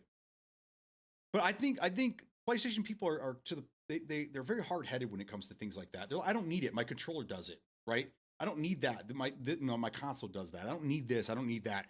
So maybe that's why they discontinued. They probably just didn't sell as many. I have the Xbox one, but you can switch it between Xbox and PC. I know for a fact they sold a lot of these. I know for a fact. But that doesn't really surprise me, Mark for Life. I think that's just that community. They don't really like aftermarket things touching their Sony products. Now, if it was a Sony product, it probably would have sold more. But everybody I know that owns a PlayStation 5, their headset, what is it? It's the Sony branded wireless headset. Everyone has the Sony branded controllers. I don't see anybody with an aftermarket Sony PlayStation controller ever. So I think that's just the way that community handles things. It's just PlayStation or bust. Like they're so allergic to anything that's not Sony, they won't have anything to do with it. Does anybody remember when they released the PlayStation 3 and Sony released the 3D television? Every PlayStation 3 player had to have this PlayStation television. They had to have it. And then they got it like, oh yeah, I don't like this thing. It's the same damn thing, man. Same damn thing. I still use my Astros on PS5. Yeah. See, you're so different though, Mark. I would have never taken you for a PlayStation player. Ever. They're hard-headed, man. They're hard-headed. Nova Pros for my PlayStation. There you go, little hog. Whore. That's funny. Oh my God. That's hilarious. All right. So a couple things I'm going to do today. I'm going to try to get back to working on this video. We're going to do that right after I grab something to eat. I'm going to try to figure out what this picture is, and I'm going to post it in Discord. And I want someone tell me what the fuck this is. Please, someone help me with this. Because if we can figure out what game it is, that means it's coming out in the next day or two. Might even be today. Might even be let's see. I'll look right now. Usually games come out at 1 o'clock. Nope. The only thing that came out today was Marvel Cosmic Invasion. So for all three of you Marvel fans out there, have fun with your new game. There you go. All right. Yeah, I'm going to call it a day, guys. Thank you for being here. Thank you for hanging out with me. I know I've been MIA for 5 days now. I think it's been almost a goddamn week since I last streamed. It's good to be back. I'm going to get as much done as I can, and I will see you guys hopefully a little earlier in the morning tomorrow. We will see. Where have I been? I've been handling IRL stuff. IRL. Yeah. And it's only gonna get worse before it gets better. But I'm gonna, like I said, I'm gonna try to take some. You meant Little Hog? Whatever. Little Hog's always working, man. I thought you were talking to me. All right. Anyhow, I'm gonna get back to work. I'm gonna try to get some things done for you. I will let you guys know via Discord what's going on. So keep an eye on that, and I will see you guys hopefully earlier tomorrow. Thanks again, guys. Peace out.